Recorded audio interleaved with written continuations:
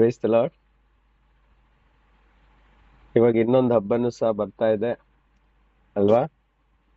So ಹಾಗಾದ್ರೆ ಈ Christmas ಆಚರಣೆ ಮಾಡುವುದು ದೇವರ ವಾಕ್ಯದ ಪ್ರಕಾರವಾಗಿ ಸರಿಯಾ ತಪ್ಪ, ಮಾಡ್ಬೋದಾ ಮಾಡಬಾರದ, ಮಾಡಿದ್ರೆ ಅದು ತಪ್ಪಾಗುತ್ತಾ ಅಥವಾ ಮಾಡದೆ ಇದ್ರೆ ತಪ್ಪಾಗುತ್ತಾ, ಇದೆಲ್ಲದ ವಿಷಯವಾಗಿ ಸ್ವಲ್ಪ ಹೊತ್ತು ನಾವು ಗಮನವನ್ನು ಕೊಡುವ. ಅದೇ ರೀತಿಯಾಗಿ ಇನ್ನೊಂದೆರಡು ದಿನದಲ್ಲಿ ನ್ಯೂ ಇಯರ್ ಸಹ ಬರ್ತಾ ಇದೆ. ಅದರ ಬಗ್ಗೆ ಸ್ವಲ್ಪ ನಾವು ಒಂದು ಕನ್ಕ್ಲೂಷನ್ಗೆ ಅಂತೂ ಬರ್ಲಿಕ್ಕೆ ಸ್ವಲ್ಪ ಸಮಯ ತಗೊಳ್ತದೆ.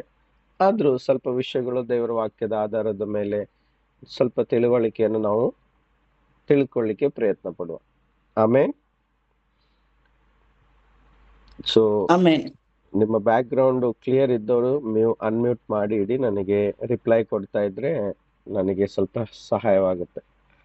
Hallelujah. Okay, back ground clear ಇದ್ದವರು ಅನ್ಮ್ಯೂಟ್ ಮಾಡ್ಕೊಳ್ಳಿ, ಆಯ್ತಾ? ನಾನು ಯಾಕಂದ್ರೆ ಸ್ವಲ್ಪ ಮಾತಾಡ್ತಾ ಈ ವಿಷಯಗಳನ್ನ ನಾನು ಶೇರ್ ಮಾಡ್ಲಿಕ್ಕೆ ಇಷ್ಟಪಡ್ತೀನಿ. ಓಕೆ, ಸರಿ.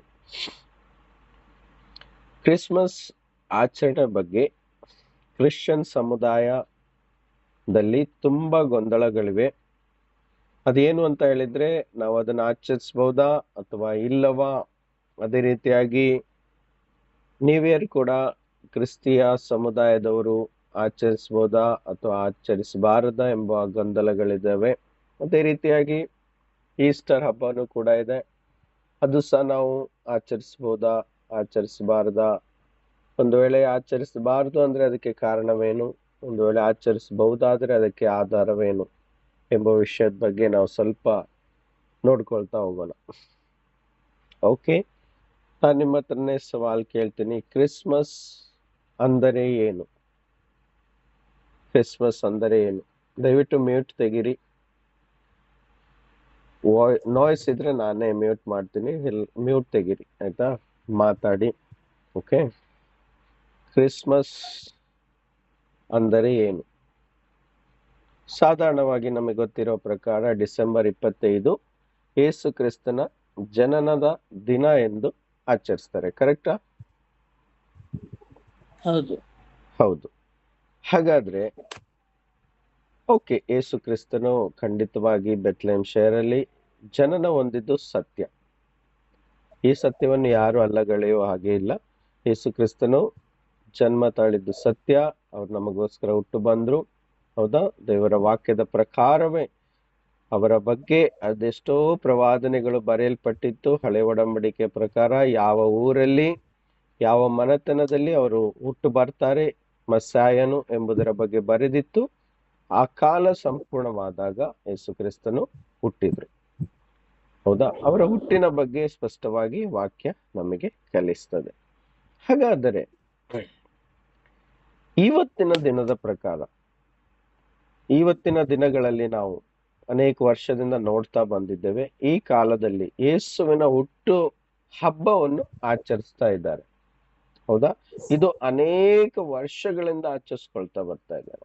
ಹಾಗಾದ್ರೆ ಇದನ್ನು ಆಚರಿಸ್ಕೊಳ್ಳಿಕ್ಕೆ ಯಾವುದಾದ್ರೂ ಎವಿಡೆನ್ಸ್ ಅಥವಾ ಆಧಾರ ನಮಗೆ ಬೈಬಲ್ ಅಲ್ಲಿ ಯೇಸು ಕ್ರಿಸ್ತರು ಸ್ವತಃ ತಮ್ಮ ಹುಟ್ಟುಹಬ್ಬದ ಬಗ್ಗೆ ಒಂದಾದ್ರೂ ಆಜ್ಞೆ ನಮಗೆ ಕೊಟ್ಟಿದ್ದಾರಾ ಎನ್ನುವುದ್ರ ಬಗ್ಗೆ ನೋಡ್ಲಿಕ್ಕೆ ಹೋದಾಗ ಒಂದು ಸಹ ಆಜ್ಞೆ ನಮಗೆ ಕೊಡಲ್ಪಟ್ಟಿಲ್ಲ.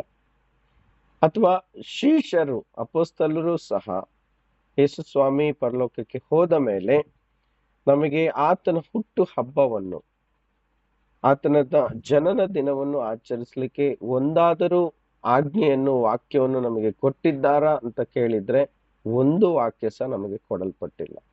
ಅದರ ಬದಲಾಗಿ ಆತನು ಕೊಟ್ಟಂತ ನೂರಾರು ಆಜ್ಞೆಗಳು ನಮ್ಮ ಮುಂದೆ ಇದ್ದಾವೆ. ಒಬ್ಬರನ್ನೊಬ್ರು ಪ್ರೀತಿಸ್ಬೇಕು, ಕ್ಷಮಿಸ್ಬೇಕು, ಪರಿಶುದ್ಧರಾಗಿ ಇರಬೇಕು, ಅನೇಕ ಸಲ ಕ್ಷಮಿಸ್ಬೇಕು, ಸಹಾಯ ಮಾಡಬೇಕು, ಹೌದಾ? ಪ್ರಾರ್ಥನೆ ಮಾಡಬೇಕು, ಇನ್ನಿತರ ಅನೇಕ ವಿಷಯಗಳ ಬಗ್ಗೆ, ನೂರಾರು ವಿಷಯಗಳ ಬಗ್ಗೆ ಯೇಸು ಸ್ವಾಮಿ ನಮಗೆ ಆಜ್ಞೆಗಳನ್ನು ಕೊಟ್ಟಿದ್ದಾರೆ. ಅದೇ ರೀತಿ ಅಪೊಸ್ತಲರು ಸಹ ನಮಗೆ ವಾಕ್ಯದಲ್ಲಿ ಅನೇಕ ವಿಷಯಗಳ ಬಗ್ಗೆ ಕಲಿಸಿದ್ದಾರೆ. ನಮ್ಮ ಈ ಬದುಕಿನಲ್ಲಿ ನಾವು ಹೇಗೆ ಬದುಕಬೇಕು, ದೇವರನ್ನು ಹೇಗೆ ಆರಾಧನೆ ಮಾಡಬೇಕು, ಆತನನ್ನು ಹೇಗೆ ಪ್ರೀತಿಸಬೇಕು ಎಂಬೆಲ್ಲ ವಿಷಯದ ಬಗ್ಗೆ ನಮಗೆ ಸ್ಪಷ್ಟವಾಗಿ ಕಲಿಸಿದ್ದಾರೆ. ಯೇಸು ಕ್ರಿಸ್ತನ ಜನನವು ತುಂಬಾ ಇಂಪಾರ್ಟೆಂಟ್ ಆಗಿದ್ದು ಸತ್ಯ. ವಾಕ್ಯದ ಪ್ರಕಾರ ಅವರು ಈ ಭೂಮಿಯಲ್ಲಿ ಹುಟ್ಟಿದ್ದು ಸತ್ಯ. ಆದರೆ ಅಷ್ಟೊಂದು ಇಂಪಾರ್ಟೆಂಟ್ ಹುಟ್ಟಿದ ದಿನವನ್ನು ನಾವು ಆಚರಿಸಬೇಕು ಎಂಬುದು ಸತ್ಯವಾಗಿದ್ದರೆ ಎಲ್ಲಿಯಾದರೂ ದೇವರ ವಾಕ್ಯದಲ್ಲಿ ಸ್ವತಃ ಯೇಸು ಸ್ವಾಮಿ ನಮಗೆ ಅದರ ಬಗ್ಗೆ ಹೇಳಬೇಕಿತ್ತು, ಆದ್ರೆ ಹೇಳಲಿಲ್ಲ. ಅಪೊಸ್ತಲರು ಸಹ ನಮಗೆ ಹೇಳಬೇಕಿತ್ತು, ಹೇಳಲಿಲ್ಲ. ಹೌದಾ? ಹಾಗಾದ್ರೆ ಇವತ್ತಿನ ಲೋಕದಲ್ಲಿ ಅನೇಕ ವರ್ಷಗಳಿಂದ ನಾವು ನೋಡೋದಾದ್ರೆ ಡಿಸೆಂಬರ್ 25ನೇ ತಾರೀಕಿಗೆ ಯೇಸುವಿನ ಹುಟ್ಟು ಹಬ್ಬವನ್ನು ಆಚರಿಸ್ತಾರೆ. ಹೌದಾ? ಹಾಗಾದ್ರೆ ಇದು ಬೈಬಲ್ ಅಲ್ಲಿ ಯೇಸುವಿನಿಂದ ಹಿಡಿದು ಪ್ರಕಟಣೆ ಪುಸ್ತಕದವರೆಗೆ ಒಂದು 50ರಿಂದ 60 ವರ್ಷಗಳ ಕಾಲದ ಇತಿಹಾಸವಿದೆ. ಯೇಸು ಹುಟ್ಟಿದ ನಂದಿನಿಂದ ಯೇಸುವಿಗೆ 1 ವರ್ಷ ಆದಾಗ ಯೇಸುವಿನ ಜನನ ದಿನವನ್ನು ಆಚರಿಸಿದ್ದು ಅದರಲ್ಲಿ ಬರೆಯಲ್ಪಟ್ಟಿಲ್ಲ. 2ನೇ ವರ್ಷ ಆದಾಗಲೂ ಆಚರಿಸಿದ್ದು ಅದರಲ್ಲಿ ಬರೆಯಲ್ಪಟ್ಟಿಲ್ಲ. 3ನೇ ವರ್ಷ, 4, 5, 10ನೇ ವರ್ಷ ಆದಾಗಲೂ ಯೇಸುವಿನ ಜನನವನ್ನು ಆಚರಿಸಿದ್ದು ಅಲ್ಲಿ ನೋಡಲ್ಪಟ್ಟಿಲ್ಲ. 12 ವರ್ಷ ಆದಾಗ ಯೇಸು ಸ್ವಾಮಿ ಆಲಯದಲ್ಲಿ ಅನೇಕರಿಗೆ ಬೋಧನೆ ಮಾಡ್ತಿದ್ರು. ಆದ್ರೂ ಸಹ ಆತನ ಹುಟ್ಟು ಹಬ್ಬವನ್ನು ಆಚರಿಸಿದ್ದು ಎಲ್ಲಿ ಬರೆಯಲ್ಪಟ್ಟಿಲ್ಲ. ಅರ್ಥ ಆಗ್ತಿದ್ಯಾ? ಹುಟ್ಟಿದ್ದು ಸತ್ಯ, ಆದ್ರೆ ಹುಟ್ಟಿದ ದಿನವನ್ನು ಆಚರಿಸ್ಬೇಕ ಎಂಬ ಒಂದು ರೂಢಿ ಅಥವಾ ವಾಕ್ಯ ಅಥವಾ ಆಜ್ಞೆ ಅಲ್ಲಿ ಎಲ್ಲಿಯೂ ನಮ್ಗೆ ನೋಡ್ಲಿಕ್ಕೆ ಸಿಗ್ತಾ ಇಲ್ಲ. ಆ ಒಂದು ಆಚರಣೆ ಮಾಡಿದಂತ ಒಂದು ಸಹ ಇನ್ಸಿಡೆಂಟ್ ಸಂಭವ ಅಲ್ಲಿ ನೋಡ್ಲಿಕ್ಕೆ ನಮಗೆ ಸಿಗ್ತಾ ಇಲ್ಲ. ಅರ್ಥ ಆಗ್ತಿದ್ಯಾ? ಹಾಗಾದ್ರೆ ಇವತ್ತು ಯಾಕೆ ಕ್ರಿಶ್ಚಿಯನ್ನರು ಇದನ್ನು ಆಚರಿಸ್ತಾರೆ ಎಂದು ಕೇಳಿದಾಗ ಇದು ಕೇವಲ ರೋಮನ್ ಕ್ಯಾಥಲಿಕ್ ಅಥವಾ ಇನ್ನಿತರೆ ಸಿರಿಯನ್ ಕ್ಯಾಥಲಿಕ್ಸ್ಗಳು ಇದನ್ನು ಜಾಸ್ತಿ ಮಟ್ಟದಲ್ಲಿ ಆಚರಿಸ್ಕೊಂಡು ಬರ್ತಾ ಇದ್ದಾರೆ. ಹಾಗಾದ್ರೆ ಇನ್ನಿತರೆ ಕೆಲವು ಸಭೆಗಳಿದ್ದಾವೆ, ಪೆಂಟೆಕೋಸ್ಟಲ್ ಸಭೆ, ಇಂಡಿಪೆಂಡೆನ್ಸ್ ಸಭೆ, ಹೌದಾ? ಈಗಿರುವಂತವರು ಸಹ ಸ್ವಲ್ಪ ಮಟ್ಟಿಗೆ ಆಚರಿಸ್ತಾರೆ. ಹೌದಾ? ಇನ್ನು ಕೆಲವು ಕಡಿಮೆ ಸಭೆಗಳಿದ್ದಾವೆ, ಅವರು ಇದಕ್ಕೆ ಜಾಸ್ತಿ ಒತ್ತಡವನ್ನು ಕೊಡದೆ ಅವರು ಶಾಂತವಾಗಿ ಪ್ರಾರ್ಥನೆ ಮಾಡ್ತಾರೆ ಅಷ್ಟೇ.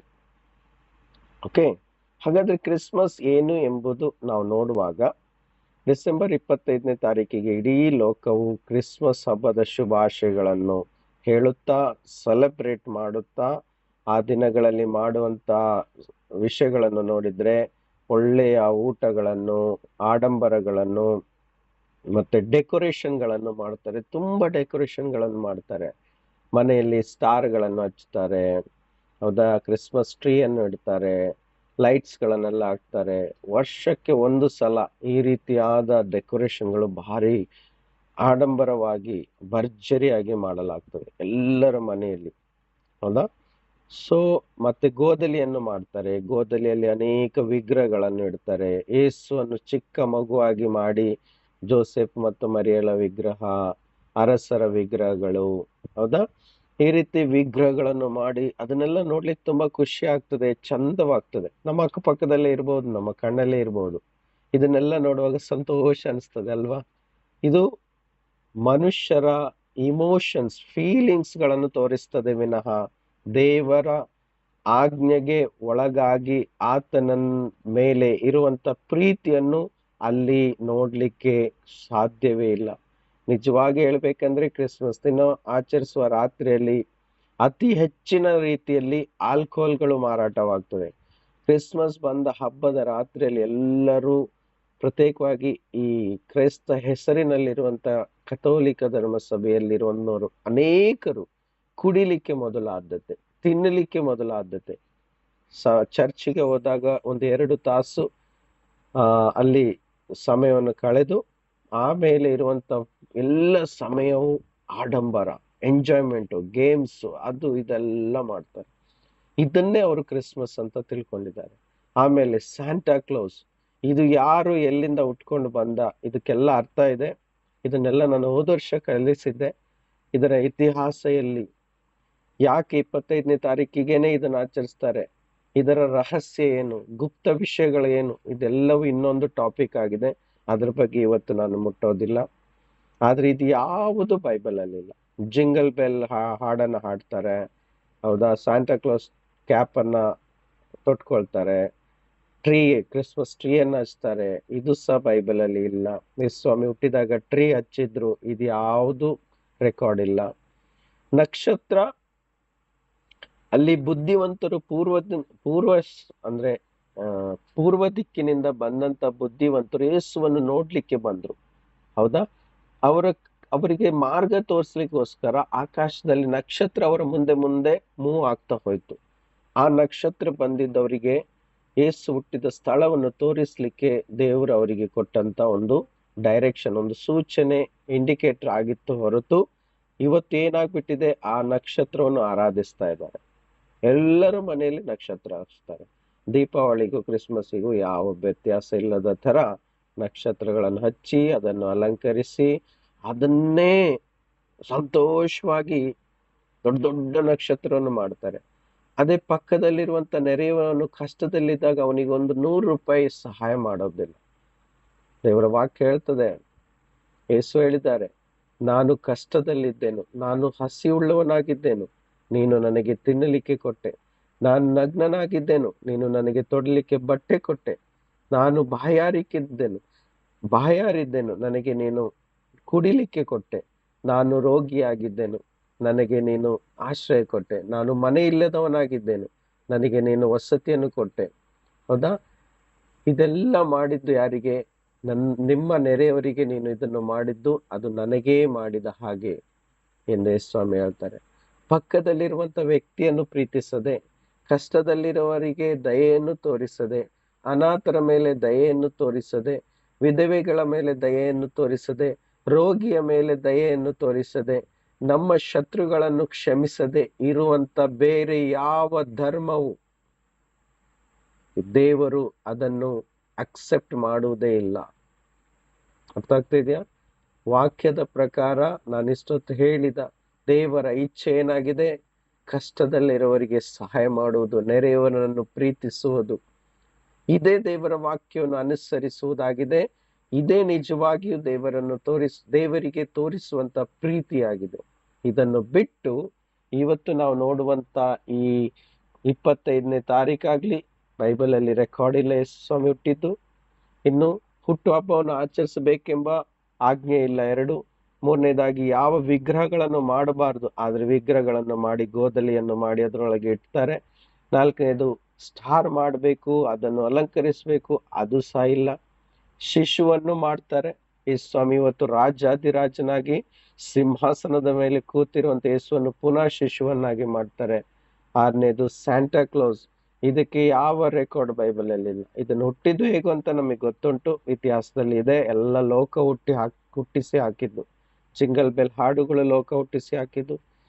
ಕ್ರಿಸ್ಮಸ್ ಟ್ರೀ ಲೋಕ ಹುಟ್ಟಿಸಿ ಹಾಕಿದ್ದು. ಅಲಂಕಾರ, ಬೆಳಕು, ಕೇಕ್ ಕಟಿಂಗ್ ಇವೆಲ್ಲವೂ ಲೋಕ ಹುಟ್ಟಿಸಿ ಹಾಕಿದ್ದು. ಹೌದಾ?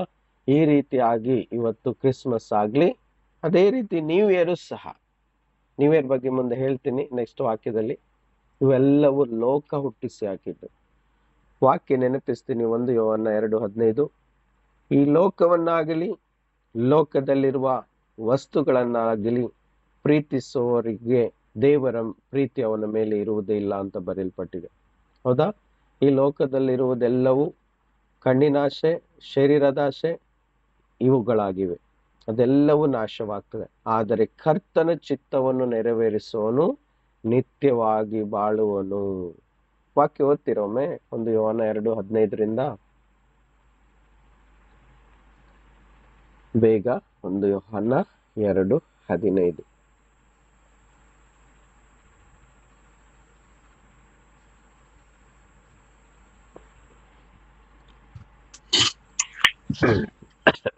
ಲೋಕವನ್ನಾಗಲಿ ಲೋಕದಲ್ಲಿರುವವುಗಳನ್ನಾಗಲಿ ಪ್ರೀತಿಸಬೇಡಿರಿ. ಯಾವನಾದರೂ ಲೋಕವನ್ನು ಪ್ರೀತಿಸಿದರೆ ತಂದೆಯ ಮೇಲಣ ಪ್ರೀತಿಯು ಅವನಲ್ಲಿಲ್ಲ. ಆಮೆನ್. ಲೋಕವನ್ನು ಪ್ರೀತಿಸಿದ್ರೆ ತಂದೆ ಪ್ರೀತಿ ಆತನ ಮೇಲೆ ಇರುವುದಿಲ್ಲ. ಹಾಗಾದ್ರೆ ತಂದೆಯನ್ನು ಯಾವ ರೀತಿ ಪ್ರೀತಿಸ್ಬೇಕು? ಆತನ ವಾಕ್ಯಕ್ಕೆ ಅನುಸಾರವಾಗಿ ಆತನನ್ನು ಪ್ರೀತಿಸ್ಬೇಕು ಹೊರತು ಲೋಕ ನಮಗೆ ತಿಳಿಸಿಕೊಡುವ ಪ್ರಕಾರ ನಾವು ಪ್ರೀತಿಸಬಾರ್ದು. ಹಾಗಾದ್ರೆ ಇವತ್ತು ನಾವು ನೋಡಿರುವುದೆಲ್ಲವೂ ಲೋಕದಿಂದ ಹುಟ್ಕೊಂಡು ಬಂದಿರೋದು. ಯಾಕಂದ್ರೆ ಬೈಬಲ್ ಅಲ್ಲಿ ಯಾವುದು ಕಾಣಿಸ್ತಾ ಇಲ್ಲ. ಎಷ್ಟೊತ್ತು ನಾನು ಹೇಳಿದ ಪಾಯಿಂಟ್ಗಳು ಡಿಸೆಂಬರ್ 25 ಬೈಬಲ್ ಅಲ್ಲಿ ಇಲ್ಲ. ಗೋಧಲಿ ಅದರಲ್ಲಿರುವಂತ ಎಲ್ಲ ಸಂಗತಿಗಳು ಅದು ಮಾಡಬೇಕೆಂಬುದು ಬೈಬಲ್ ಅಲ್ಲಿಲ್ಲ. ಸ್ಯಾಂಟಾ ಕ್ಲೋಸ್ ಬೈಬಲ್ ಅಲ್ಲಿಲ್ಲ, ಜಿಂಗಲ್ ಬೆಲ್ ಬೈಬಲ್ ಅಲ್ಲಿಲ್ಲ, ಆ ಸ್ಯಾಂಟಾ ಕ್ಲೋಸ್ ಕ್ಯಾಪ್ ಬೈಬಲ್ ಅಲ್ಲಿಲ್ಲ, ಕ್ರಿಸ್ಮಸ್ ಟ್ರೀ ಬೈಬಲ್ ಅಲ್ಲಿಲ್ಲ, ನಕ್ಷತ್ರ ಮಾಡಬೇಕು ಬೈಬಲ್ ಅಲ್ಲಿಲ್ಲ, ಡೆಕೋರೇಷನ್ ಮಾಡಬೇಕು ಬೈಬಲ್ ಅಲ್ಲಿಲ್ಲ, ಕ್ಯಾರಲ್ ಮಾಡೋದು ಬೈಬಲ್ ಅಲ್ಲಿಲ್ಲ, ಜನ್ಮದಿನ ಆಚರಿಸ್ಬೇಕೆಂಬುದು ಬೈಬಲ್ ಅಲ್ಲಿಲ್ಲ. ನೋಡ್ತಾ ಇದ್ದೀರಾ, ಇವೆಲ್ಲವೂ ಲೋಕ ಹುಟ್ಟಿಸಿ ಹಾಕಿದ್ದು. ಇದ್ರ ಬಗ್ಗೆ ದೊಡ್ಡ ಇತಿಹಾಸ ಇದೆ. ನಾನು ಹೋದ ವರ್ಷ ಕಲಿಸಿದ್ದು, ಅನೇಕ ಸಲ ಕಲಿಸಿದ್ದೀನಿ ನಾನು. ನಮ್ಮಲ್ಲಿ ಎಲ್ಲರಿಗೂ ಗೊತ್ತುಂಟು, ಆದ್ರೆ ಹೊಸವರಾಗಿರೋರಿಗೆ ಮಾತ್ರ ಇದು ಗೊತ್ತಿಲ್ಲ. ಇದೆಲ್ಲವೂ ಇತಿಹಾಸದಲ್ಲಿ ನಮಗೆ ನೋಡಬಹುದು. ಇದೆಲ್ಲವೂ ಸೈತಾನನು ಹುಟ್ಟಿಸಿ ಹಾಕಿದಂತ ಸಂಗತಿಗಳು. ಹಾಗಾದ್ರೆ ಇವತ್ತು ಲೋಕ ಎಲ್ಲವೂ ಆಚರಿಸ್ತಾ ಇದೆ ಬ್ರದರ್. ಅವ್ರು ಯಾರು ಹಾಗಾದ್ರೆ ದೇವರ ಚಿತ್ತವನ್ನು ನೆರವೇರಿಸ್ತಾ ಇಲ್ವಾ, ಪರಲೋಕಕ್ಕೆ ಹೋಗಲ್ವಾ ಅಂತ ಪ್ರಶ್ನೆ ಬಂದಾಗ ವಾಕ್ಯ ನೆನಪಿಸ್ತೇನೆ. ಮತ್ತಾಯನ ಸುವಾರ್ತೆ 7ರಲ್ಲಿ 13-14 ಹೇಳ್ತದೆ, ನಿತ್ಯ ಜೀವಕ್ಕೆ ಹೋಗುವ ದಾರಿ ಬಹು ಚಿಕ್ಕದು, ಅಲ್ಲಿ ಸ್ವಲ್ಪವೇ ಜನರು ಹೋಗುವರು. ಮತ್ತೆ ನರಕಕ್ಕೆ ಹೋಗುವ ದಾರಿ, ನಾಶನಕ್ಕೆ ಹೋಗುವ ದಾರಿ ಅತೀ ದೊಡ್ಡದು, ಅಲ್ಲಿ ಅನೇಕರು ಹೋಗ್ತಾರೆ. ಬರೆದಿದೆಯಲ್ವಾ? ಸತ್ಯವನ್ನು ತಿಳಿದುಕೊಳ್ಳುವವರು ಮಾತ್ರ, ದೇವರನ್ನು ಸತ್ಯವಾಗಿ ಆತ್ಮದಿಂದ ಆಚರಿಸುವವರು ಮಾತ್ರ ನಿತ್ಯ ಜೀವಕ್ಕೆ ಬಾಧ್ಯರಾಗಿರ್ತಾರೆ. ಆಮೇಲೆ ಯೇಸು ಕ್ರಿಸ್ತನನ್ನು ತಿಳಿದುಕೊಳ್ಳುವುದೇ ನಿತ್ಯ ಜೀವವಾಗಿದೆ. ಯೇಸು ಕ್ರಿಸ್ತನನ್ನು ತಿಳಿದುಕೊಳ್ಳುವುದಂದ್ರೆ ಏನು? ಆತನ ವಾಕ್ಯವನ್ನು ನಂಬಿ ಆ ವಾಕ್ಯದ ಪ್ರಕಾರವೇ ಜೀವಿಸುವುದು ಯೇಸುವನ್ನು ತಿಳಿದುಕೊಳ್ಳುವುದಾಗಿದೆ. ಯೋಹಾನ 14:15 ಹೇಳ್ತದೆ, ಯೇಸು ಸ್ವಾಮಿ ಹೇಳ್ತಾರೆ ಅಲ್ಲಿ, ನನ್ನನ್ನು ಪ್ರೀತಿಸುವವನು ನನ್ನ ವಾಕ್ಯವನ್ನು ಕೈಗೊಂಡು ನಡೆಯಲಿ. ಹಾಗಾದ್ರೆ ಯೇಸುವನ್ನು ಪ್ರೀತಿಸುವ ನಿಜವಾದ ರೀತಿ ಏನಾಗಿದೆ? ಆತನ ಆಜ್ಞೆಗಳನ್ನು ಕೈಗೊಂಡು ನಡೆಯುವುದಾಗಿದೆ. ಆಮೇಲೆ ಒಂದು ನಿಮಿಷ.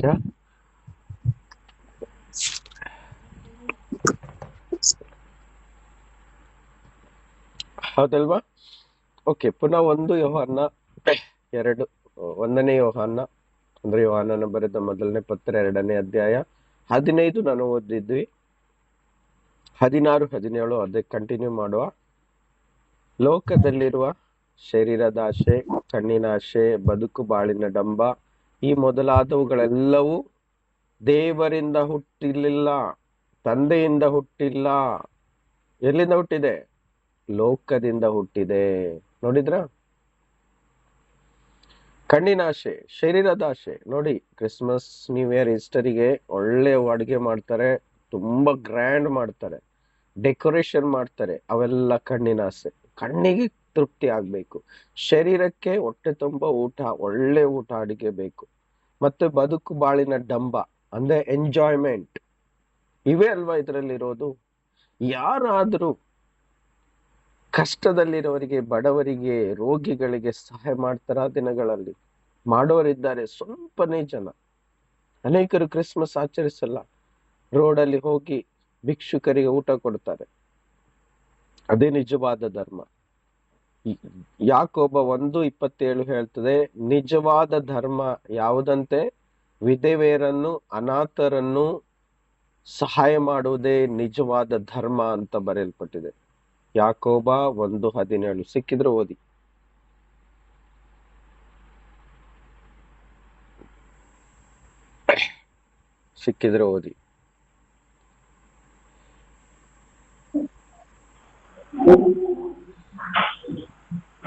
ಸಂಕಟದಲ್ಲಿ ಬಿದ್ದ ವಿಧವೆಯರನ್ನು ಪರಾಮರಿಸಿ ತನಗೆ ಪ್ರಪಂಚದ ದೋಷವು ಹತ್ತದಂತೆ ನೋಡಿಕೊಂಡಿರುವುದೇ ತಂದೆಯಾದ ದೇವರ ಸನ್ನಿಧಾನದಲ್ಲಿ ಶುದ್ಧವೂ ನಿರ್ಮಲವೂ ಆಗಿರುವ ಭಕ್ತಿ.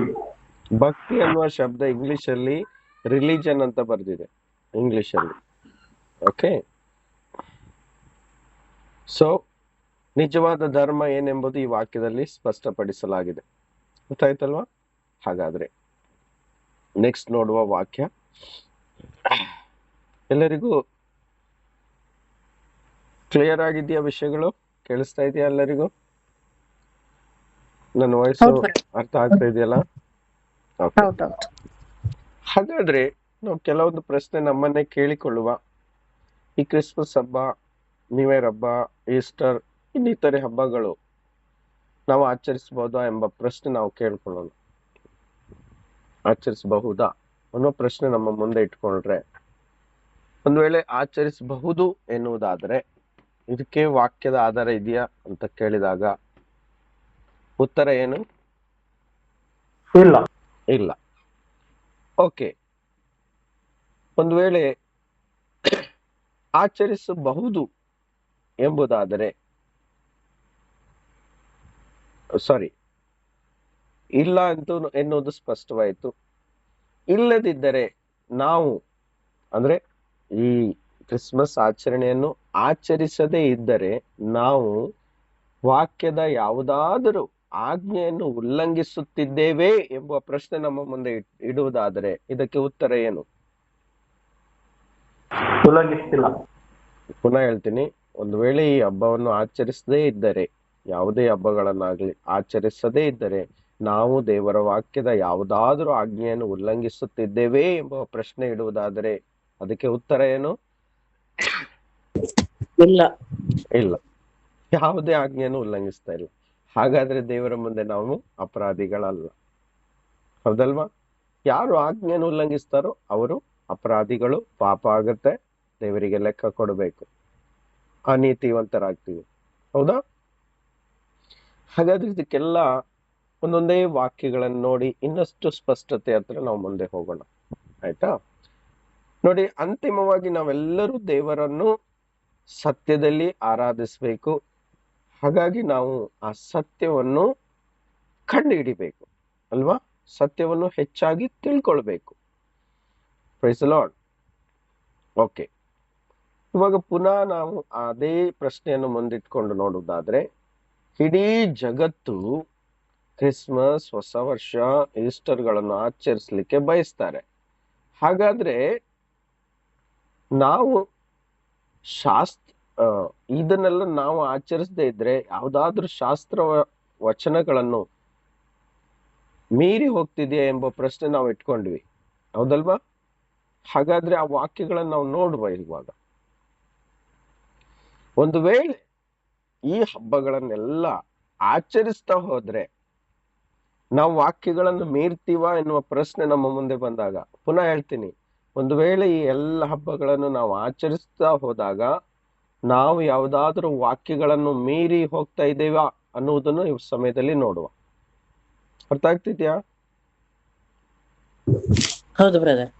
ಪುನಃ ಹೇಳ್ತೀನಿ, ಈ ಜಗತ್ತು ಆಚರಿಸುವ ರೀತಿಯಲ್ಲಿ ಯಾರಾದ್ರೂ ಈ ಹಬ್ಬಗಳನ್ನು ಆಚರಿಸಲು ಬಯಸಿದ್ರೆ ನಾವು ಅನೇಕ ಶಾಸ್ತ್ರ ವಚನಗಳನ್ನು, ದೇವರ ವಾಕ್ಯವನ್ನು ಮೀರಿ ಹೋಗಬೇಕಾಗುತ್ತದೆ ಎನ್ನುವ ಸತ್ಯವನ್ನು ನಾವು ವಾಕ್ಯದಲ್ಲಿಯೇ ನೋಡುವ.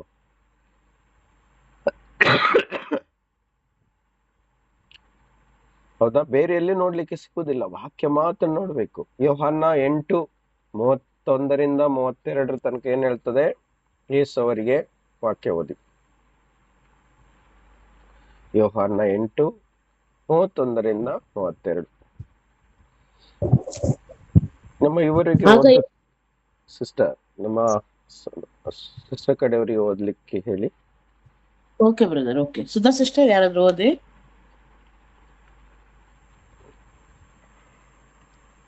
Thank you Jesus. Sudha sister ಓದ್ಬೋದಾ? ಮ್ಯೂಟ್ ತೆಗೆದು ಓದ್ಬೋದಲ್ಲಮ್ಮ ಸುಧಾ? ಹಲೋ ಆಂಟಿ, ಓವು ಅಂತ ಗೊತ್ತಾಯ್ತು ಆಂಟಿ. ನಾನು ಲೈವ್ ಓದಿದ್ದೆ. 1-32 ಜಾನ್ 8:31-32. ಜಾನ್ 8.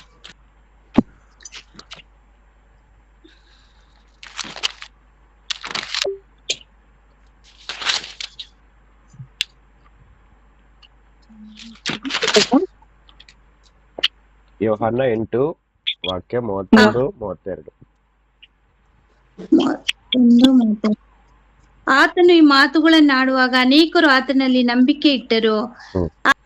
ತನ್ನನ್ನು ನಂಬಿದ ಯೆಹೂದ್ಯರಿಗೆ, ನೀವು ನನ್ನ ವಾಕ್ಯದಲ್ಲಿ ನೆಲೆಗೊಂಡಿರುವುದಾದರೆ ನಿಜವಾಗಿ ನನ್ನ ಶಿಷ್ಯರಾಗಿದ್ದು ಸತ್ಯವನ್ನು ತಿಳಿದುಕೊಳ್ಳುವಿರಿ ಮತ್ತು ಸತ್ಯವು ನಿಮ್ಮನ್ನು ಬಿಡುಗಡೆ ಮಾಡುವುದು ಎಂದು ಹೇಳಿದನು. ಅದಕ್ಕೆ ಅವರು, ಸಾಕು ಸಾಕು ನಾವು ಸಾಕು. ನೋಡಿ 32ನೇ ವಾಕ್ಯ ಹೇಳ್ತದೆ, ಸತ್ಯವನ್ನು ನೀವು ತಿಳ್ಕೊಂಡ್ರೆ ನೀವು ಬಿಡುಗಡೆಯನ್ನು ಹೊಂದುವಿರಿ. ಹೌದಾ? ಇಷ್ಟೊತ್ತು ನಾವು ಇವೆಲ್ಲ ವಿಷಯಗಳನ್ನು ನೋಡಿದ್ವಿ, ಹಬ್ಬಗಳ ಬಗ್ಗೆ. ಇದರ ಬಗ್ಗೆ ಸತ್ಯವೇನು ಅಂತ ನೋಡಕ್ ಹೋದ್ರೆ ಸತ್ಯ ವಾಕ್ಯದಲ್ಲೇ ಇದೆ. ಈ ಹಬ್ಬಗಳನ್ನೆಲ್ಲ ನಾವು ಆಚರಿಸಬಹುದು ಅಥವಾ ಇಲ್ಲ ಎನ್ನುವುದಕ್ಕೆ ಈ ಸತ್ಯ ವಾಕ್ಯದಲ್ಲಿಯೇ ಸತ್ಯಗಳು ಅಡಗಿದೆ.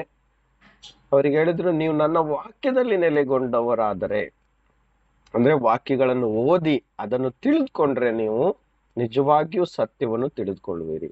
ಆವಾಗ ಆ ಸತ್ಯದಿಂದ ನಿಮಗೆ ಬಿಡುಗಡೆ ಆಗುತ್ತದೆ. ಹಾಗಾದ್ರೆ ಈ ಹಬ್ಬಗಳ ವಿಷಯವಾಗಿ ವಾಕ್ಯಗಳು ಏನು ಒಂದೊಂದಾಗಿ ನೋಡುವ, ಸರಿನಾ? ಸರಿ. ಮೊದಲನೇದಾಗಿ ಎಫೆಸದವರಿಗೆ ಬರೆದ ಪತ್ರ 5ನೇ ಅಧ್ಯಾಯವನ್ನು ತೆಗೆಯೋಣ. ಎಫೆಸದವರಿಗೆ ಬರೆದ ಪತ್ರದಲ್ಲಿ 5ನೇ ಅಧ್ಯಾಯ ವಾಕ್ಯ 11 ಓದುವ.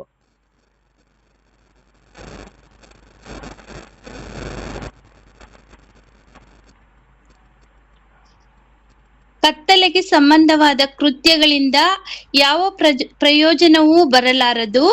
ಅವುಗಳಲ್ಲಿ ಪಾಲುಗಾರರಾಗಿರದೆ ಅವುಗಳನ್ನು ಬಯಲಿಗೆ ತಂದು ಖಂಡಿಸಿರಿ. ನೋಡಿ, ಕತ್ತಲೆಗೆ ಸಂಬಂಧವಾದ ಕೃತ್ಯಗಳು ಇದಾವೆ. ಕತ್ತಲೆಗೆ ಅಂದ್ರೆ ಸೈತಾನನಿಗೆ ಸಂಬಂಧಪಟ್ಟದ್ದು, ಪಾಪಕ್ಕೆ ಸಂಬಂಧಪಟ್ಟದ್ದು. ಹೌದಾ? ಇಂಥ ಕೃತ್ಯಗಳನ್ನು ನಾವು ಪಾಲಿಸಿದರೆ ಯಾವ ಪ್ರಯೋಜನ ಬರದೆ ಅದು ನಮಗೆ ಧಕ್ಕೆ ಉಂಟಾಗ್ತದೆ. ಹಾಗಾಗಿ ಪಾಪಕ್ಕೆ, ಸೈತಾನನಿಗೆ, ಕತ್ತಲೆಗೆ ಸಂಬಂಧವಾದಂತ ಎಲ್ಲ ಕೃತ್ಯಗಳನ್ನು ಏನ್ ಮಾಡ್ಬೇಕಂತೆ, ಅವುಗಳನ್ನು ಬಯಲಿಗೆ ತರಬೇಕಂತೆ, ಅವುಗಳನ್ನು ಬೆಳಕಿಗೆ ತರಬೇಕು. ಅಂದ್ರೆ ಎಲ್ಲರ ಮುಂದೆ ಹೇಳಿ, ಎಲ್ಲರಿಗೆ ಕಲಿಸಿ ಆ ವಿಷಯಗಳನ್ನು, ಆ ಕೃತ್ಯಗಳನ್ನು ಏನ್ ಮಾಡ್ಬೇಕಂತೆ, ಖಂಡಿಸ್ಬೇಕು. ಯಾವುದು ಸರಿ ಯಾವುದು ತಪ್ಪು ಅಂತ ಹೇಳಿ ಅದನ್ನ ಖಂಡಿಸ್ಬೇಕು ಅಂತ ಈ ವಾಕ್ಯ ನಮಗೆ ಕಲಿಸ್ತದೆ. ಹಾಗಾದ್ರೆ ಪಾಪಕ್ಕೆ ಸಂಬಂಧವಾದಂತ ಕೃತ್ಯಗಳನ್ನು ನಾವು ಇವತ್ತು ತಿಳಿದುಕೊಂಡು ಅವುಗಳನ್ನು ಬಯಲಿಗೆ ತಂದು ನಾವು ತಿಳಿದುಕೊಂಡು ಅದನ್ನ ಖಂಡಿಸುವವರಾಗೋಣ. ಹೌದಲ್ವಾ? ಮತ್ತಾಯನ ಸುವಾರ್ತೆ 15ನೇ ಅಧ್ಯಾಯ 3ನೇ ವಾಕ್ಯ.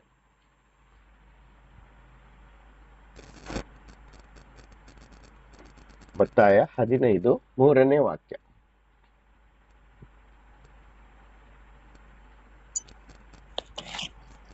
ಆತನು ಅವರಿಗೆ ಉತ್ತರ ಕೊಟ್ಟದ್ದೇನೆಂದರೆ, ನೀವು ಸಹ ನಿಮ್ಮ ಸಂಪ್ರದಾಯದ ನಿಮಿತ್ತ ದೇವರ ಆಜ್ಞೆಗಳನ್ನು ಯಾಕೆ ಮೀರುತ್ತೀರಿ? ಹೇಗೆಂದರೆ, ಸಾಕು. ನೋಡಿ, ಅಲ್ಲಿ ಒಂದು ಎಕ್ಸಾಂಪಲ್ ಕೊಟ್ಟಿದ್ದಾರೆ. ತಂದೆ ತಾಯಿಗಳ ವಿಷಯವಾಗಿ ಆಜ್ಞೆ ಇತ್ತು, ಅದನ್ನು ಮೀರಿ ನಡೀತಿದ್ರು ಯಹೂದಿಗಳು. ಹೌದಾ? ಅದಕ್ಕೆ ಸ್ವಾಮಿ ಹೇಳ್ತಾರೆ, ನೀವು ನಿಮ್ಮ ಸಂಪ್ರದಾಯನ ಆಚರಿಸ್ಕೊಳ್ತಾ ದೇವರ ವಾಕ್ಯವನ್ನು ಯಾಕೆ ಮೀರ್ತಾ ಇದ್ದೀರಿ ಎನ್ನುವ ಪ್ರಶ್ನೆಯಲ್ಲಿ ಇಡ್ತಾ ಇದ್ದಾರೆ. ಇವತ್ತು ದೇವರ ವಾಕ್ಯ ಎಲ್ಲರಿಗೂ ಸಹ ಅನುಗುಣವಾಗುತ್ತಲ್ವಾ? ಇದು ನಮಗೂ ಸಹ ಆಗಿದೆ ಅಲ್ವಾ? ಒಂದು ವೇಳೆ ನಮ್ಮ ಪೂರ್ವಜರು ಅನುಸರಿಸಿಕೊಂಡು ಬರ್ತಂತ ಸಂಪ್ರದಾಯಗಳನ್ನು ನಾವು ಸಹ ಆಚರಿಸ್ಕೊಂಡು ಬರ್ತಾ ಇದ್ರೆ ಅದು ದೇವರ ವಾಕ್ಯವನ್ನು ಮೀರಿದ ಹಾಗೆ. ಯಾಕೆಂದ್ರೆ ಆ ಸಂಪ್ರದಾಯಗಳು ದೇವರ ವಾಕ್ಯದಲ್ಲಿ ಬರೆದಿಲ್ಲ. ಅದನ್ನು ಆಚರಿಸಲಿಕ್ಕೆ ನಮಗೆ ಯಾವುದೇ ಒಂದು ವಾಕ್ಯ ಕೊಡಲ್ಪಟ್ಟಿಲ್ಲ. ಹೌದಲ್ವಾ? ದೇವರ ಚಿತ್ತ ಏನು? ಇಡೀ ಲೋಕಕ್ಕೆ ಹೋಗಿ ಸುವಾರ್ತೆಯನ್ನು ಸಾರಿರಿ, ತಂದೆ ಮಗ ಪರಿಶುದ್ಧಾತ್ಮರ ಹೆಸರಿನಲ್ಲಿ ದೀಕ್ಷಾ ಸ್ನಾನ ಕೊಡಿ, ಮತ್ತೆ ನಾನು ಕಲಿಸಿದ್ದನ್ನು ಮಾತ್ರ ಅವರಿಗೆ ಕಲಿಸಿರಿ, ಲೋಕದ ಅಂತ್ಯದವರೆಗೆ ನಾನು ನಿಮ್ಮ ಸಂಗಡ ಇರುವೆನು. ಏನು ಕಲಿಸ್ಲಿಕ್ಕೆ ಹೇಳಿದ್ದಾರೆ ಎಲ್ಲರಿಗೂ? ಯೇಸು, ನಾನು ಕಲಿಸಿದ್ದನ್ನು ಮಾತ್ರ ಹೋಗಿ ಎಲ್ಲರಿಗೂ ಕಲಿಸಿರಿ. ಯಾರಿಗೆ? ನನ್ನನ್ನು ನಂಬುವಂತ ಪ್ರತಿಯೊಬ್ಬರಿಗೆ, ಈ ಲೋಕದಲ್ಲಿರುವಂತ ನನ್ನನ್ನು ನಂಬುವಂತ ಪ್ರತಿಯೊಬ್ಬರಿಗೆ ಏನ್ ಕಲಿಸ್ಬೇಕಂತೆ? ತಾನು ಹೇಳಿದ್ದನ್ನು ಮಾತ್ರ ಕಲಿಸ್ಲಿಕ್ಕೆ ಹೇಳಿದ್ದು. ಹಾಗಾದ್ರೆ ಯೇಸು ಹೇಳಿದಂತ ವಾಕ್ಯಗಳು ಎಲ್ಲಿದೆ? ಸುವಾರ್ತೆಯಲ್ಲಿದೆ. ಆತನು ಕಲಿಸದೇ ಇರುವಂತ ಯಾವುದೇ ವಿಷಯ ಒಂದು ವೇಳೆ ಸಭೆಯಲ್ಲೇ ಆಗಲಿ ಕ್ರಿಸ್ತಿಯ ವ್ಯಕ್ತಿಗಳಲ್ಲಾಗಲಿ ಇದ್ದರೆ ಅದನ್ನೇನ್ ಮಾಡ್ಬೇಕು? ನಾವು ಇವತ್ತು ಬಯಲಿಗೆ ತಂದು ಖಂಡಿಸ್ಬೇಕಾಗಿದೆ. ಅರ್ಥ ಆಗ್ತಿದ್ಯಾ? ದೇವರ ವಾಕ್ಯಕ್ಕೆ ಏನನ್ನು ಸೇರಿಸಬಾರದು, ಮತ್ತು ಏನನ್ನು ಸಹ ತೆಗಿಬಾರದು ಅಂತ ವಾಕ್ಯ ಬರೆಯಲ್ಪಟ್ಟಿದೆ. ಯಾಕಂದ್ರೆ ಎಲ್ಲದಕ್ಕೂ ಅಲ್ಟಿಮೇಟ್ ಫೈನಲ್ ಆಗಿ ದೇವರ ವಾಕ್ಯನೇ ಅಂತಿಮ, ಹೌದಲ್ವಾ? ಆಕಾಶದ ಕೆಳಗೆ ಭೂಮಿಯ ಮೇಲೆ ಆಗ್ಲಿ ಪಾತಾಳದಲ್ಲಾಗ್ಲಿ ದೇವರ ವಾಕ್ಯವೇ ಶ್ರೇಷ್ಠವಾದದ್ದು. ಇನ್ನೊಂದ್ ಕಡೆ ವಾಕ್ಯ ಹೇಳ್ತದೆ, ದೇವರೇ ಹೇಳ್ತಾರೆ, ನನ್ನ ನಾಮಕ್ಕಿಂತ ಹೆಚ್ಚಾಗಿ ನನ್ನ ವಾಕ್ಯವನ್ನು ಇಟ್ಟಿದ್ದೇನೆ ಅಂತ. ನನ್ನ ನಾಮದ ಮಿಗಿಲಾಗಿ ನನ್ನ ವಾಕ್ಯವನ್ನು ಇಟ್ಟಿದ್ದೇನೆ ಅಂತ ಹೇಳ್ತಾರೆ. ಆಕಾಶವು ಅಳಿಯುವುದು, ಭೂಮಿಯು ಅಳಿಯುವುದು ಒಂದು ದಿನ, ಆದ್ರೆ ನನ್ನ ವಾಕ್ಯ ಎಂದಿಗೂ ಅಳಿಯದು. ಹೌದಾ? ಆಕಾಶವು ಅಳಿಯುವುದು, ಭೂಮಿಯು ಅಳಿಯುವುದು, ಆದ್ರೆ ನನ್ನ ವಾಕ್ಯ ಮಾತ್ರ ಎಂದಿಗೂ ಅಳಿಯದು ಅಂತ ಸ್ವಾಮಿ ವಾಗ್ದಾನ ಮಾಡಿದ್ದಾರೆ. ಕರೆಕ್ಟ್ ಅಲ್ವಾ? ಹಾಗಾದ್ರೆ ವಾಕ್ಯದಲ್ಲಿ ಯಾವುದು ಸೇರ್ಪಡಲಿಲ್ಲವೋ ಅದು ಯಾವುದು ದೇವರಿಗೆ ಸಂಬಂಧವಾದದ್ದು ಅಲ್ಲವೇ ಅಲ್ಲ. ಅದೆಲ್ಲವೂ ಕತ್ತಲೆಗೆ ಸಂಬಂಧವಾದದ್ದು, ಲೋಕಕ್ಕೆ ಸಂಬಂಧವಾದದ್ದು. ಅದು ಲೋಕದ ಇಷ್ಟ, ಅದು ಕಣ್ಣಿನ ಆಸೆ, ಬದುಕು ಬಾಳಿನ ಡಂಬ ಮತ್ತು ಶರೀರದ ಆಸೆ ಆಗಿದೆ. ಅದು ಯಾವುದು ದೇವರಿಗೆ ಇಷ್ಟ ಇಲ್ಲ ಅಂತ ವಾಕ್ಯದಲ್ಲಿ ಬರೆದಿದ್ದು ನಾವು ಓದಿದ್ವಿ. ಇದನ್ನೆಲ್ಲ ಇಷ್ಟಪಡುವರ ಮೇಲೆ ದೇವರ ಪ್ರೀತಿ ಇರೋದು ಅಂತ ಬರೆಯಲ್ಪಟ್ಟಿದೆ. ವಾಕ್ಯ ಸ್ಪಷ್ಟ ಇದೆ ಅಲ್ವಾ? ಹಾಗಾದ್ರೆ ಇಲ್ಲಿಯೇ ಸ್ವಾಮಿ ಹೇಳ್ತಿದ್ದಾರೆ, ನೀವು ನಿಮ್ಮ ಸಂಪ್ರದಾಯಗಳನ್ನು ಆಚರಿಸ್ತಾ ಬರ್ತಾ ಇದ್ದೀರಿ ಮತ್ತು ದೇವರ ಆಜ್ಞೆಯನ್ನು ಮೀರ್ತಾ ಇದ್ದೀರಿ. ನೋಡಿ, ಉದಾಹರಣೆಗೆ ಇವಾಗ ಕ್ರಿಸ್ಮಸ್ ನಾವು ಆಚರಿಸಿದರೆ ಅದು ಸಂಪ್ರದಾಯ. ಆಚರಿಸಿದ್ರೆ ಏನು ಇಲ್ಲ, ಕಾಂಪ್ರಮೈಸ್ ಮಾಡ್ಕೊಂಡು ಆಚರಿಸ್ತಾ ಇರ್ತಾರೆ. ಒಳ್ಳೆದನ್ನೇ ಮಾಡ್ಲಿಕ್ಕೆ ಪ್ರಯತ್ನ ಪಡ್ತಾರೆ, ಪ್ರಾರ್ಥನೆ ಮಾಡ್ತಾರೆ ಮತ್ತು ಸೆಲೆಬ್ರೇಟ್ ಮಾಡ್ತಾರೆ. ಇದನ್ನ ಮಾಡಿದ್ರೆ ಏನ್ ತೊಂದರೆ ಇಲ್ಲಲ್ಲ ಅಂತ ನಮ್ಮ ಇಮೋಷನಲ್ ಆಗಿ ನಮ್ಮ ಕಾಮನ್ ಸೆನ್ಸ್ ಅಲ್ಲಿ ಯೋಚನೆ ಮಾಡ್ತೀವಿ. ನಮ್ಮ ಕಾಮನ್ ಸೆನ್ಸು ದೇವರ ವಾಕ್ಯಕ್ಕೆ ಕಾಂಪ್ರಮೈಸ್ ಮಾಡಕ್ ಆಗಲ್ಲ. ನಮ್ಮ ಕಾಮನ್ ಸೆನ್ಸ್ ನಮಗೆ ಪರಲೋಕ ರಾಜ್ಯಕ್ಕೆ ತೆಗೆದುಕೊಂಡು ಹೋಗೋದಿಲ್ಲ. ನಮ್ಮ ಕಾಮನ್ ಸೆನ್ಸ್ ನಮ್ಮನ್ನು ನೀತಿವಂತರಾಗಿ ಪರಿಶುದ್ಧರನ್ನಾಗಿ ಮಾಡುವುದಿಲ್ಲ. ದೇವರ ವಾಕ್ಯವನ್ನು ಕೈಗೊಂಡು ನಡೆಯುವವರು ಮಾತ್ರ ನಿತ್ಯ ಲೋಕಕ್ಕೆ, ನಿತ್ಯ ಜೀವಕ್ಕೆ ಪ್ರವೇಶ ಮಾಡ್ತಾರೆ. ಆಮೇನ್. ಅದಕ್ಕೆ ಸ್ವಾಮಿ ಹೇಳ್ತಾ ಇದ್ದಾರೆ, ನೀವು ನಿಮ್ಮ ಸಂಪ್ರದಾಯವನ್ನು ಆಚರಿಸ್ಕೊಳ್ತಾ ದೇವರ ಆಜ್ಞೆಯನ್ನು ಮೀರ್ತಾ ಇದ್ದೀರಿ ಅಂತ. ಮಾರ್ಕನ ಸುವಾರ್ತೆ 7ನೇ ಅಧ್ಯಾಯ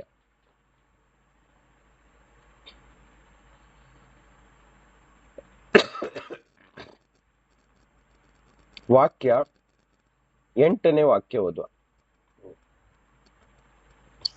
8 ಮತ್ತು 9. ನೀವು ದೇವರ ಆಜ್ಞೆಯನ್ನು ಬಿಟ್ಟು ಮನುಷ್ಯರು ಕಲ್ಪಿಸಿದ ಸಂಪ್ರದಾಯವನ್ನು ಹಿಡಿದಿದ್ದೀರಿ ಎಂದು ಹೇಳಿದನು. ಆತನು ಇನ್ನೂ ಅವರಿಗೆ, ನೀವು ನಿಮ್ಮ ಸಂಪ್ರದಾಯವನ್ನು ಹಿಡಿದು ನಡೆಸುವುದಕ್ಕಾಗಿ ದೇವರ ಆಜ್ಞೆಯನ್ನು ವ್ಯರ್ಥ ಮಾಡುತ್ತೀರಿ.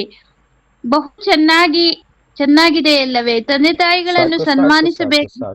8 ಮತ್ತು 9 ನೋಡಿ, ಪುನಃ ಅದೇ ವಿಷಯವಾಗಿದೆ. ಮತ್ತಾಯನ ಸುವಾರ್ತೆಯಲ್ಲಿ ಇರುವಂತದ್ದೇ ವಿಷಯ ಇಲ್ಲಿ ಪುನಃ ಮಾರ್ಕನ ಸುವಾರ್ತೆಯಲ್ಲಿ ಸಹ ಬರೆಯಲ್ಪಟ್ಟಿದೆ. ತಂದೆ ತಾಯಿಯ ವಿಷಯವಾಗಿ ಒಂದು ಎಕ್ಸಾಂಪಲ್ ಅನ್ನು ಎತ್ತಿ ಹಿಡಿದು ಅವರಿಗೆ ಯೇಸ್ವಾಮಿ ಏನ್ ಹೇಳ್ತಾ ಇದ್ದಾರೆ, ಅವರಿಗೆ ಗದರಿಸ್ತಾ ಇದ್ದಾರೆ. ಬಹು ಚೆನ್ನಾಗಿದೆಯಲ್ಲ, ನೀವು ದೇವರ ಆಜ್ಞೆಯನ್ನು ಬಿಟ್ಟು ಮನುಷ್ಯರು ಕಲ್ಪಿಸಿದ ಸಂಪ್ರದಾಯವನ್ನು ಹಿಡಿದಿದ್ದೀರಿ ಎಂದು ಹೇಳಿದನು. ಆತನು ಸನ್ಮಾನಿಸಬೇಕೆಂತಲೂ ಆತನು ಇನ್ನು ಅವರಿಗೆ, ನೀವು ನಿಮ್ಮ ಸಂಪ್ರದಾಯವನ್ನು ಹಿಡಿದು ನಡೆಸುವುದಕ್ಕಾಗಿ ದೇವರ ಆಜ್ಞೆಯನ್ನು ವ್ಯರ್ಥ ಮಾಡುತ್ತೀರಿ. ಅವರಲ್ಲಿ ಏನ್ ವ್ಯರ್ಥ ಮಾಡಿದ್ರು ಗೊತ್ತುಂಟಾ? ತಂದೆ ತಾಯಿಗಳನ್ನು ಗೌರವಿಸ್ಬೇಕನ್ನೋದು ದೇವರ ಆಜ್ಞೆ ಆಗಿತ್ತು. ತಂದೆ ತಾಯಿಗಳಿಗೋಸ್ಕರ ಇಟ್ಟಂತ ಕಾಣಿಕೆಯನ್ನು ಅವ್ರು ಏನ್ ಮಾಡಿದ್ರು ಗೊತ್ತಾ? ದೇವರಿಗೆ ಅಂತ ಕೊಟ್ಟಿದ್ರು. ಆದ್ರೆ ತಂದೆ ತಾಯಿಗರಿಗೆ ಗೌರವ ಕೊಡ್ತಾ ಇರ್ಲಿಲ್ಲ. ಇದು ಸಂಪ್ರದಾಯ. ಅವರಿಗೆ ಯಾರೋ ಪೂರ್ವಜರು ಕಳ್ಸಿಕೊಟ್ಟಿದ್ರು, ತಂದೆ ತಾಯಿಗಳಿಗೆ ಹಣ ಕೊಡಬಾರ್ದು, ಅವರಿಗೆ ಏನು ಕೊಡಬಾರ್ದು, ಅದನ್ನ ತೆಗೆದುಕೊಂಡೋಗಿ ದೇವರಿಗೆ ಕೊಟ್ಟರೆ ದೇವರು ಸಂತೋಷ ಪಡ್ತಾರೆ. ಇದು ದೇವರ ಆಜ್ಞೆ ಅಲ್ಲ. 10 ಕಲ್ಪನೆಯಲ್ಲಿ ಒಂದು ಕಲ್ಪನೆ ಇದಾಗಿದೆ, ನಿನ್ನ ತಂದೆ ತಾಯಿಯನ್ನು ಗೌರವಿಸುವಂತ.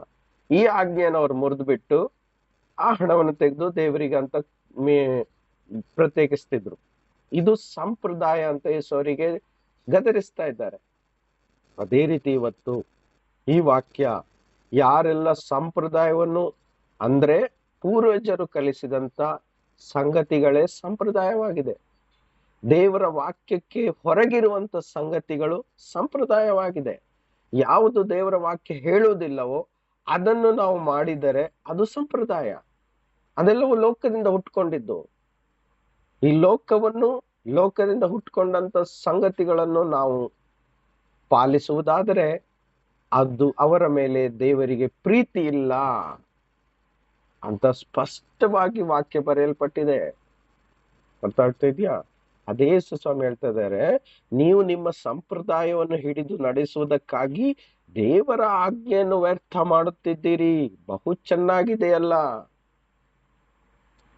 ದೇವರ ಆಜ್ಞೆಯನ್ನು ಮೀರಿ ನಡೆದ್ರೆ ಏನಾಗ್ತದೆ ಹೇಳಿ? ಮತ್ತಾಯ 7:26 ಬರೆದಿದೆ. 26-27 ಬರೆದಿದೆ. ಮತ್ತಾಯ 7:26-27 ಬರೆದಿದೆ. ಓದೋದು ಬೇಡ. ನನ್ನ ವಾಕ್ಯವನ್ನು ಕೇಳಿ ಅದರಂತೆ ನಡೆಯದೇ ಇರುವವನು ಮೂರ್ಖನು. ತನ್ನ ಮನೆಯನ್ನು ಮರಳಿನ ಮೇಲೆ ಕಟ್ಟಿದ ಹಾಗೆ ಬಿರುಗಾಳಿ ಬೀಸಲು ಅದು ನೀರು ಬರಲು ಅದು ಬಿದ್ದು ಹೋಗುವುದು, ಸರ್ವನಾಶವಾಗುವುದು. ಅದರ ಅರ್ಥ ಏನು? ಯೇಸುವಿನ ವಾಕ್ಯವನ್ನು ಕೇವಲ ಕೇಳಿ ಬೇರೆ ಸಂಪ್ರದಾಯಗಳನ್ನು ನಡೆಸ್ತಾ ಬಂದ್ರೆ ಅಂತ ವ್ಯಕ್ತಿ ಯಾರು? ಮೂರ್ಖನು. ಅವನು ಸರ್ವನಾಶವಾಗಿ ಹೋಗ್ತಾನೆ. ಅರ್ಥ ಆಗ್ತಿದೆಯಾ? ಇವತ್ತು ಅನೇಕರು ಹಣ ಇದೆ ಅಂತ, ಸಂಪತ್ತಿದೆ ಅಂತ ಸೆಲೆಬ್ರೇಷನ್ ಮಾಡ್ತಾ ಇದ್ದಾರೆ. ದೇವರ ವಾಕ್ಯ ಯಾರು ಓದಲ್ಲ. ಎಷ್ಟು ಜನರಿಗೆ ಗೊತ್ತಿದೆ ಈ ಲೋಕದಲ್ಲಿ 90ಕ್ಕಿಂತ ಹೆಚ್ಚಾಗಿ 95% ಅಥವಾ 99% ಅಂತಾನೆ ಹೇಳ್ಬೋದು, ದೇವರ ವಾಕ್ಯದ ಅರಿವಿಲ್ಲದೆ ಸುಮ್ಮನೆ ಕ್ರಿಸ್ಮಸ್ ಆಚರಿಸ್ತಾ ಇದ್ದಾರೆ. ಯೇಸು ಹುಟ್ಟಿದಂತ ವಾಕ್ಯ ಮಾತ್ರ ಗೊತ್ತುಂಟು ಅವರಿಗೆ, ಆದ್ರೆ ಯೇಸು ಏನ್ ಹೇಳಿದ್ದಾರೆ ಅನ್ನೋದು ಗೊತ್ತಿಲ್ಲ. ಅರ್ಥ ಆಗ್ತಾ ಇದೆಯಾ? ಸಂಪ್ರದಾಯವನ್ನು ಆಚರಿಸ್ತಾ ನಾಶವಾಗ್ತಾ ಇದ್ದಾರೆ. ಯೇಸುವಿನ ಮೇಲೆ ನಿಜವಾದ ಪ್ರೀತಿ ಇದ್ರೆ ಅವರ ವಾಕ್ಯಗಳನ್ನು ಕೈಗೊಂಡು ನಡಿಬೇಕು. ವಾಕ್ಯ ಏನು? ಒಬ್ಬರನ್ನೊಬ್ಬರು ಪ್ರೀತಿಸ್ಬೇಕೆಂಬುದೇ ಶ್ರೇಷ್ಠ ವಾಕ್ಯ. ದೇವರನ್ನು ಪೂರ್ಣ ಹೃದಯದಿಂದ, ಪೂರ್ಣ ಆತ್ಮದಿಂದ, ಪೂರ್ಣ ಶಕ್ತಿಯಿಂದ, ಪೂರ್ಣ ಮನಸ್ಸಿನಿಂದಲೂ ಪ್ರೀತಿಸ್ಬೇಕು. ಅದಕ್ಕೆ ಸಮಾನವಾಗಿ ಪರರನ್ನು ಪ್ರೀತಿಸ್ಬೇಕು. ಅವರ ಕಷ್ಟದಲ್ಲಿ ಸಹಾಯ ಮಾಡ್ಬೇಕು, ಅವರನ್ನು ಕ್ಷಮಿಸ್ತಾ ಇರಬೇಕು, ಅವರಿಗೆ ಎತ್ತಿ ಹಿಡಿಬೇಕು, ಅವರಿಗೆ ಊಟ ಕೊಡಬೇಕು, ಬಟ್ಟೆ ಕೊಡಬೇಕು, ರೋಗದಲ್ಲಿರುವಾಗ ಸಹಾಯ ಮಾಡ್ಬೇಕು, ಆತ್ಮಿಕವಾಗಿ ಅವರಿಗೆ ವಾಕ್ಯ ಹೇಳ್ಕೊಡ್ಬೇಕು, ನಿತ್ಯ ಜೀವನದ ಹತ್ರ ನಡೆಸ್ಬೇಕು, ಪ್ರೀತಿಯಿಂದ ಸಂತೋಷವಾಗಿ ಅವರ ಜೊತೆ ಬದುಕಬೇಕು. ಇದು ದೇವರ ಆಜ್ಞೆ. ಅದನ್ನು ಬಿಟ್ಕೊಂಡು ಸಂಪ್ರದಾಯ ಹಬ್ಬಗಳೆಲ್ಲ, ಎಲ್ಲಿಯಾದ್ರೂ ಹಬ್ಬ ಆಚರಿಸಿದಾರ ಹೊಸ ಒಡಂಬಡಿಕೆಯಲ್ಲಿ?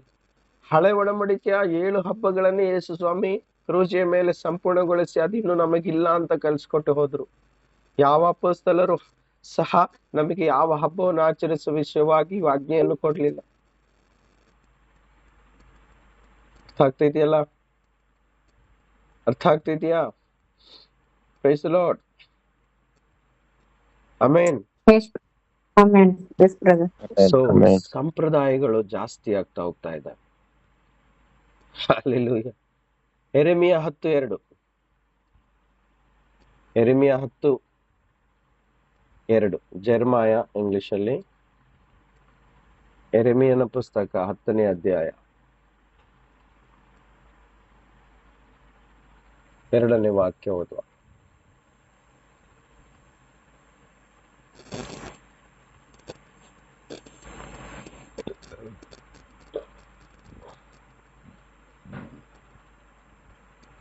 ಯೆರೆಮೀಯ 10:2.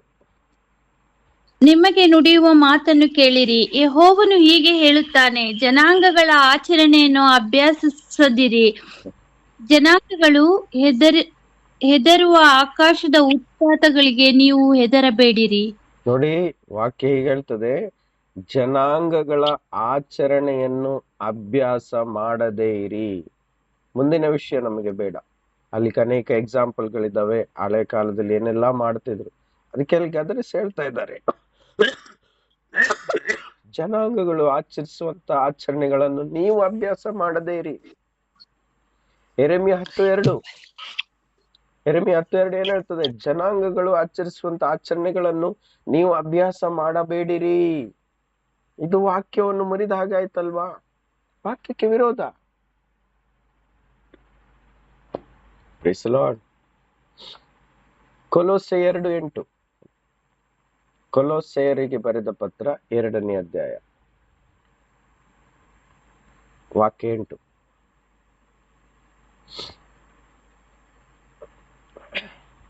ಕೊಲೋಸೆ 2 ವಾಕ್ಯ 8. ಕ್ರಿಸ್ತನನ್ನು ಅನುಸರಿಸಿದರೆ ಮನುಷ್ಯರ ಸಂಪ್ರದಾಯಗಳನ್ನು ಪ್ರಾಪಂಚಿಕ ಬೋಧೆಯನ್ನು ಅನುಸರಿಸುವವರು ನಿಮ್ಮಲ್ಲಿ ಬಂದು ಮೋಸವಾದ ನಿರರ್ಥಕ ಸತ್ವ ಜ್ಞಾನ ಬೋಧನೆಯಿಂದ ನಿಮ್ಮ ಮನಸ್ಸನ್ನು ಕೆಡಿಸಿ ನಿಮ್ಮನ್ನು ವಶ ಮಾಡಿಕೊಂಡಾರು. ಎಚ್ಚರಿಕೆಯಾಗಿರ್ರಿ.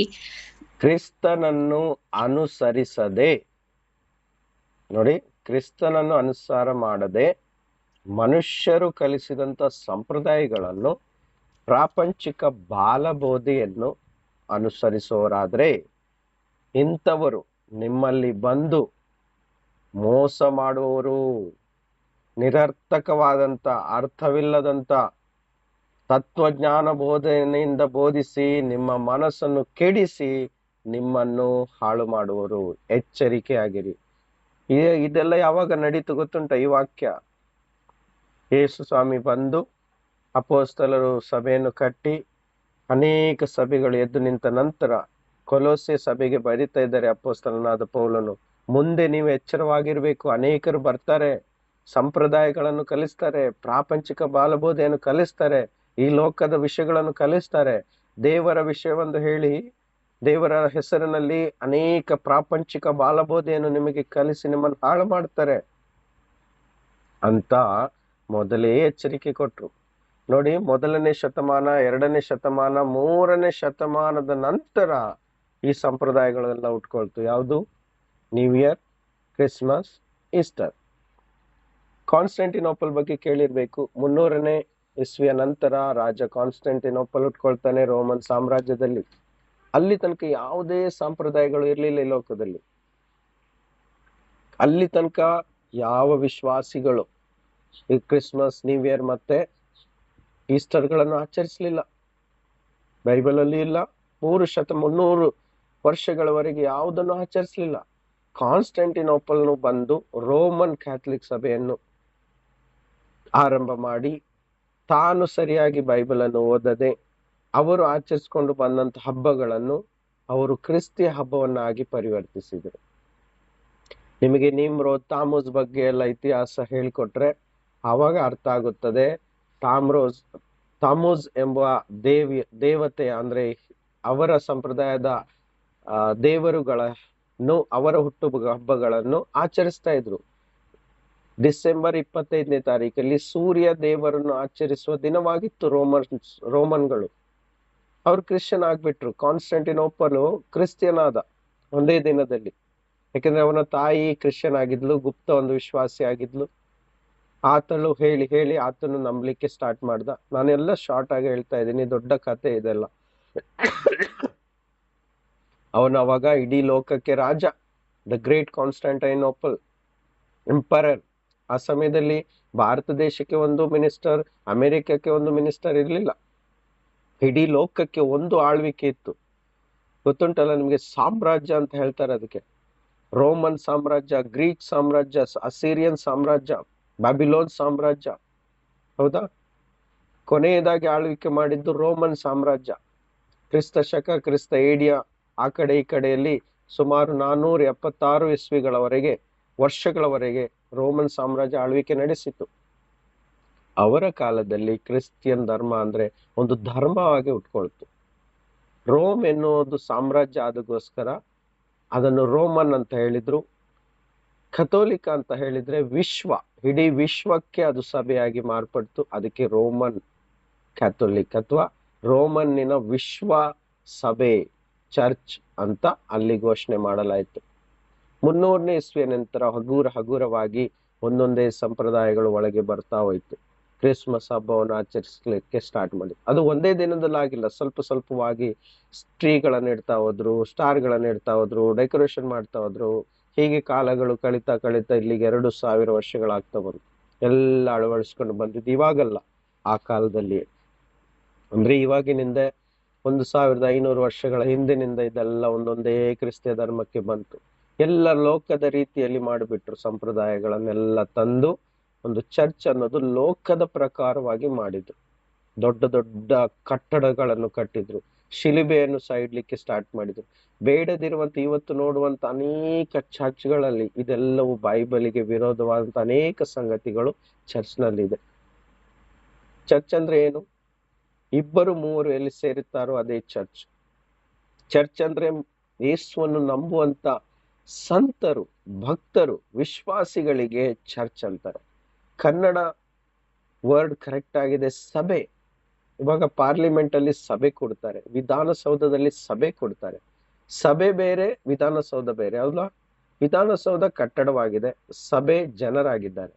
ಏಸು ಕಟ್ಟಿದ್ದು ಕಟ್ಟಡ ಅಲ್ಲ, ಏಸು ಕಟ್ಟಿದ್ದು ವಿಶ್ವಾಸಿಗಳನ್ನು, ತನ್ನನ್ನು ನಂಬುವಂತ ಸಂತರನ್ನು ಏಸು ಹೇಳಿದ್ದು ಚರ್ಚ್. ಅದು ಕನ್ನಡದಲ್ಲಿ ಸರಿಯಾಗಿದೆ ಅರ್ಥ ಸಭೆ. ನಾನು ನನ್ನ ಸಭೆಯನ್ನು ಕಟ್ಟುವೆನು. ಜೀವಂತ ಸಭೆ, ಕಟ್ಟಡ ಅಲ್ಲ. ಚರ್ಚ್ ಅಂದ್ರೆ ಕಟ್ಟಡ ಅಲ್ಲ, ನಾವುಗಳೇ ಚರ್ಚ್. ಓಕೆ, ಅದೇ ಈ ವಾಕ್ಯ ಏನ್ ಹೇಳ್ತದೆ?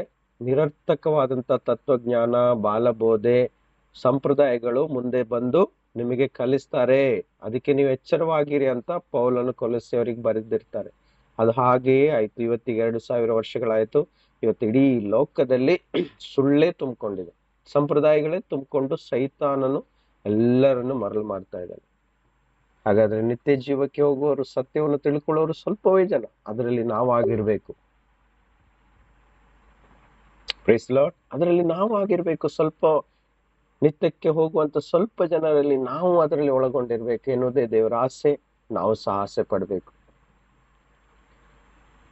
ನರಕಕ್ಕೆ ಹೋಗುವ, ನಾಶಕ್ಕೆ ಹೋಗುವ ದಾರಿ ದೊಡ್ಡದ್ದು, ಅಲ್ಲಿ ಬಹು ಜನರು ಹೋಗ್ತಾರೆ. ಇವತ್ತು ಇಡೀ ಲೋಕವ ಆ ಕಡೆ ಹೋಗ್ತಾ ಇದೆ, ಸಂಪ್ರದಾಯಗಳನ್ನ ಆಚರಿಸ್ಕೊಳ್ತಾ, ಅಲ್ವಾ? ಸರಿ, ಕೊಲೊಸ್ಸೆ 2ನೇ ಅಧ್ಯಾಯ. ಕೊಲೊಸ್ಸೆ 2ನೇ ಅಧ್ಯಾಯದಲ್ಲಿ 14ರಿಂದ 17 ತನಕ ಓದುವ. ಕೊಲೊಸ್ಸೆ 2, 14ರಿಂದ 17.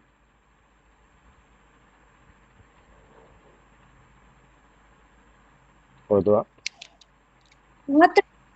ಆತನು ನಮ್ಮ ಅಪರಾಧಗಳನ್ನೆಲ್ಲ ಕ್ಷಮಿಸಿ ನಮ್ಮ ಮೇಲೆ ದೋಷಾರೋಪಣೆ ಮಾಡಿದಂತ ಆಜ್ಞಾರೂಪವಾಗಿದ್ದಂತ ಪತ್ರವನ್ನು ಕೆಡಿಸಿ ಅದನ್ನು ಶಿಲುಬೆಗೆ ಜಡಿದು ಇಲ್ಲದಂತಾಗ ಮಾಡಿದನು. ಆತನು ದೊರೆತನಗಳನ್ನು, ಅಧಿಕಾರಗಳನ್ನು ನಿರಾಯುಧರನ್ನಾಗಿ ಮಾಡಿ ಜಯೋತ್ಸವ ಮಾಡುತ್ತಾನೋ ಎಂಬಂತೆ ಶಿಲುಬೆಯ ಮೇಲೆ ಅವುಗಳನ್ನು ಜಯಿಸಲ್ಪಡುವವನನ್ನಾಗಿ ಮೆರೆಸುತ್ತಾ ತೋರಿಸಿದನು.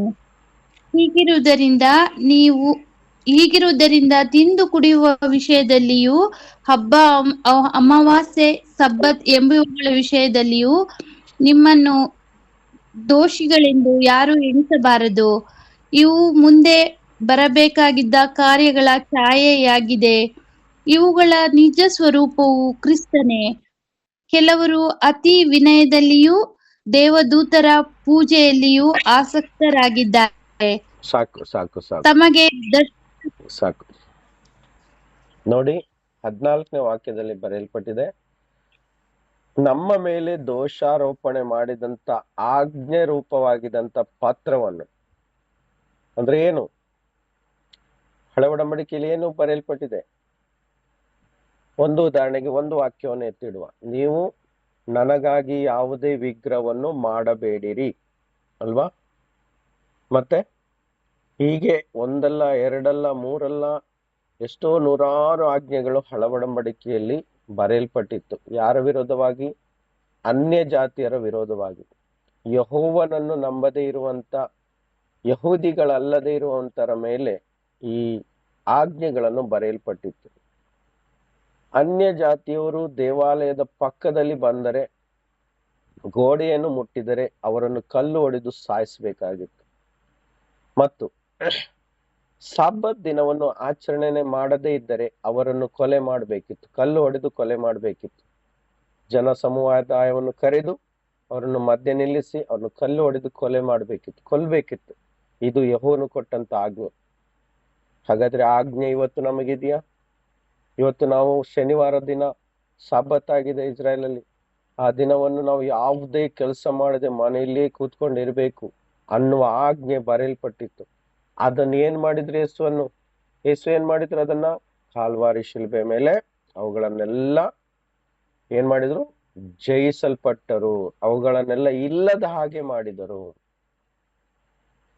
ಹಲ್ಲೆಲೂಯಾ. ಅವುಗಳನ್ನೆಲ್ಲ ಇಲ್ಲದೆ ಹಾಗೆ ಮಾಡಿದರು. ಅವುಗಳನ್ನೆಲ್ಲ ಮುಗಿಸಿಬಿಟ್ರು. ಅದು ಯಾವ ಆಜ್ಞೆ ನಮ್ಮ ವಿರೋಧವಾಗಿಲ್ಲ ಇವತ್ತು. ಅದಕ್ಕೋಸ್ಕರ ಹಳೆ ಒಡಂಬಡಿಕೆಯಲ್ಲಿ ಬರೆದಂತೆ ಯಾವುದೇ ಹಬ್ಬಗಳಾಗ್ಲಿ, ತಿನ್ನುವುದ್ರ ವಿಷಯವಾಗ್ಲಿ, ಅಮಾವಾಸ್ಯ, ಶಬ್ಬತ್, ಇವೆಲ್ಲ ವಿಷಯಗಳವಾಗ್ಲಿ ನಮಗೆ ಯಾರು ಇವತ್ತು ದೋಷಿಗಳೆಂದು ಎಣಿಸಬಾರದು. ನಮಗೆ ಯೇಸು ಏನ್ ಮಾಡಿದ್ರು? ಹೊಸ ಒಡಂಬಡಿಕೆಗೆ ಹೊಸ ಆಜ್ಞೆಗಳನ್ನು ಕೊಡಲ್ಪಟ್ಟರು. ಅದನ್ನು ಕರೆಕ್ಟ್ ಆಗಿ ನಾವು ಕೈಗೊಂಡು ನಡಿಬೇಕು, ಪಾಲಿಸ್ಬೇಕು. ಅದಕ್ಕೆ 16ನೇ ವಾಕ್ಯ ಹೇಳ್ತದೆ, ನಮ್ಮ ವಿರುದ್ಧವಾಗಿ ಬರೆದಿದ್ದು ಅಂತ ಮತ್ತು ಹಬ್ಬಗಳ, ತಿನ್ನೋದು, ಕುಡಿಯುವ ವಿಷಯದಲ್ಲಿ ಬರೆದಿರುವಂತ ಎಲ್ಲ ಪತ್ರಗಳನ್ನು, ಆಜ್ಞೆಗಳನ್ನು ಯೇಸು ಸ್ವಾಮಿ ಕೆಡಿಸಿ ಅದನ್ನು ಶಿಲುಬೆಗೆ ಜಡಿದರು ಅಂತ ಬರೆದಿದೆ.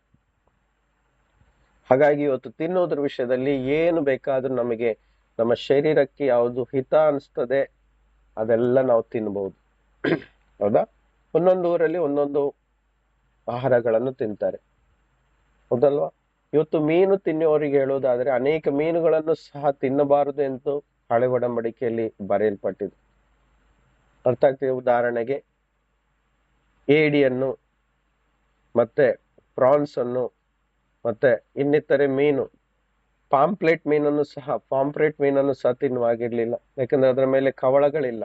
ಯಾವ ಮೀನಿಗೆ ಇದು ಏನಂತದಕ್ಕೆ, ಅವಳನ ಅದು ಇಲ್ಲವೋ ಅಂತ ಮೀನನ್ನು ತಿನ್ಲಿಕ್ಕೆ ಇರ್ಲಿಲ್ಲ. ಈಗ ಅನೇಕ ಕಟ್ಟಳೆಗಳುಂಟು. ಇವತ್ತು ಪೋಕ್ ಮೀಟ್ ಅನ್ನು ಅನೇಕರು ತಿಂತಾರೆ, ಅದನ್ನು ಮುಟ್ಲಿಕ್ಕೆ ಇಲ್ಲ ಅಂದಿದ್ದಾರೆ. ಇವೆಲ್ಲ ಶಿಲುಬೆಗೆ ಜಡಿದು ಕೆಡಿಸ್ಬಿಟ್ರೆ ಸ್ವಾಮಿ. ಇವತ್ತು ನಮಗೇನ್ ಹಿತ ಅನ್ಸ್ತದೋ ಎಲ್ಲವನ್ನು ತಿನ್ಬೋದು, ನಮ್ಮ ಇಷ್ಟದ ಹಾಗೆ. ಬೇಡವಂದ್ರೆ ಬೇಡ, ಬೇಕು ಅಂದ್ರೆ ಯಾವ್ದು ಬೇಕಾದ್ರೂ ನಾವು ತಿನ್ಬೋದು.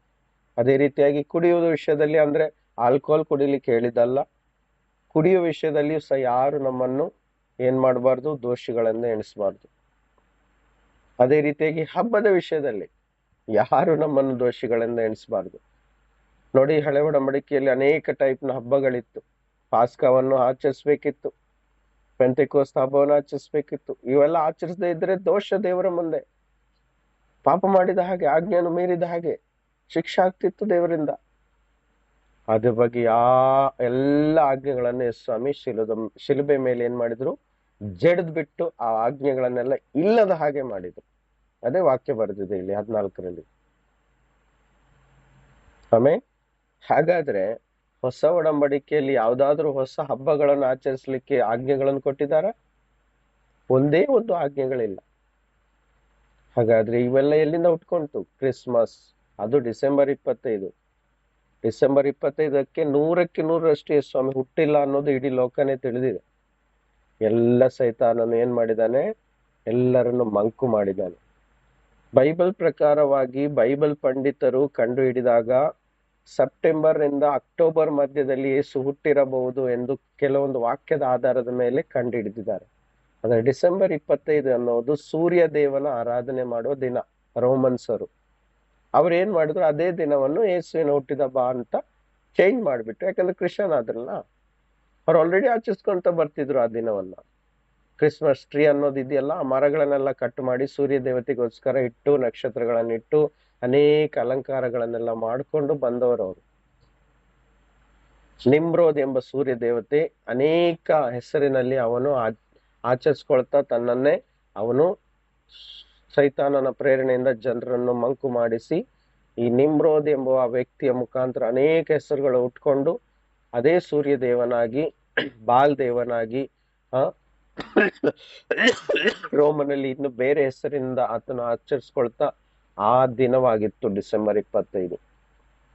ಅದು ಯೇಸುವಿನ ಹುಟ್ಟಿದ ದಿನ ಎಂದು ರೋಮನ್ಸರು ಬದಲಿಸಿದ್ರು. ರೋಮನ್ ಕ್ಯಾಥಲಿಕ್ ಸಭೆಯಲ್ಲಿ ಅದು ಅಳವಡಿಸಲ್ಪಡ್ತು. ಕಾಲ ಕ್ರಮೇಣ ಹೋಗ್ತಾ ಇವತ್ತು 2000 ವರ್ಷಗಳಾಯ್ತು. ಯಾರಿಗೂ ಏನು ಗೊತ್ತಿಲ್ಲ, ಆದ್ರೆ ಹಿಸ್ಟ್ರಿಯಲ್ಲಿ ಬರೆದಿದೆ ಇದೆಲ್ಲ. ಅರ್ಥ ಆಗ್ತಿದೆ? ಇದ್ರೆಲ್ಲ ಹಿಸ್ಟ್ರಿ ತುಂಬಾ ಇದೆ. ಅದಕ್ಕೆ 1-2 ತಾಸಾದ್ರೂ ಬೇಕು ಕಲಿಸ್ಲಿಕ್ಕೆ. ಎಲ್ಲ ಫೋಟೋಗಳನ್ನು ಡಿಸ್ಪ್ಲೇಯಲ್ಲಿ ಹಾಕಿ ನಾನು ಬೇಕಾದ್ರೆ ಕಲಿಸ್ಬೋದು. ಆದ್ರೆ ಒಂದು ಸಮಯ ಬಂದಾಗ ನೋಡುವ. ಅದಕ್ಕೆ ಯಾವ ಹಬ್ಬವು ನಮಗೆ ಒಳಪಟ್ಟಿಲ್ಲ. ಇವಾಗ ನ್ಯೂ ಇಯರ್ ಬಗ್ಗೆ ಹೇಳುವುದಾದ್ರೆ, ಜಾನ್ವರಿ ಎನ್ನುವ ಶಬ್ದವೇ ಜಾನಸ್ ಎಂಬ ದೇವತೆಯ ಹೆಸರಿನಲ್ಲಿ ಉಟ್ಕೊಂಡಿದ್ದು. ಜಾನಸ್, ಗಾಡೆಸ್ ಆಫ್ ಜಾನಸ್ ಅಂತ ಟೈಪ್ ಮಾಡಿ ಗೂಗಲ್ ಅಲ್ಲಿ. 2 ಮುಖವುಳ್ಳ ದೇವತೆಯ ಹೆಸರು ಜಾನಸ್. ಜಾನಸ್ ಹೆಸರಲ್ಲಿ ಜನವರಿ 1. ಗೊತ್ತಾಗ್ತಿದ್ಯಾ? ಜನವರಿ 1 ಎನ್ನುವುದು ಜಾನಸ್ ದೇವತೆಯನ್ನು ಆರಾಧನೆ ಮಾಡ್ತಿದ್ದರು ರೋಮನ್ಸರು. ಆ ದಿನವನ್ನು ಅವರು ಹೊಸ ವರ್ಷದ ಮೊದಲನೇ ದಿನ ಅಂತ ಅವರು ಡಿಕ್ಲೇರ್ ಮಾಡಿದ್ರು. ಆದ್ರೆ ಬೈಬಲ್ ಅಲ್ಲಿ ಒಂದು ಕ್ಯಾಲೆಂಡರ್ ಉಂಟು, ಅದು ದೇವರೇ ಕೊಟ್ಟಂತ ಕ್ಯಾಲೆಂಡರ್. ಉತ್ಪತ್ತಿ 1:14 ಬರೆಯಲ್ಪಟ್ಟಿದೆ. ಹೌದಾ? ಒಮ್ಮೆ ಓದುವ, ಜಸ್ಟ್ ಅಂಡರ್ಸ್ಟ್ಯಾಂಡಿಂಗ್ಗೋಸ್ಕರ ಬೇಗ. ಉತ್ಪತ್ತಿ 1ನೇ ಅಧ್ಯಾಯ 14 ಓದು. ಆದಿಕಾಂಡ ಸುಧಾ. ಆದಿಕಾಂಡ ಆದಿಕಾಂಡ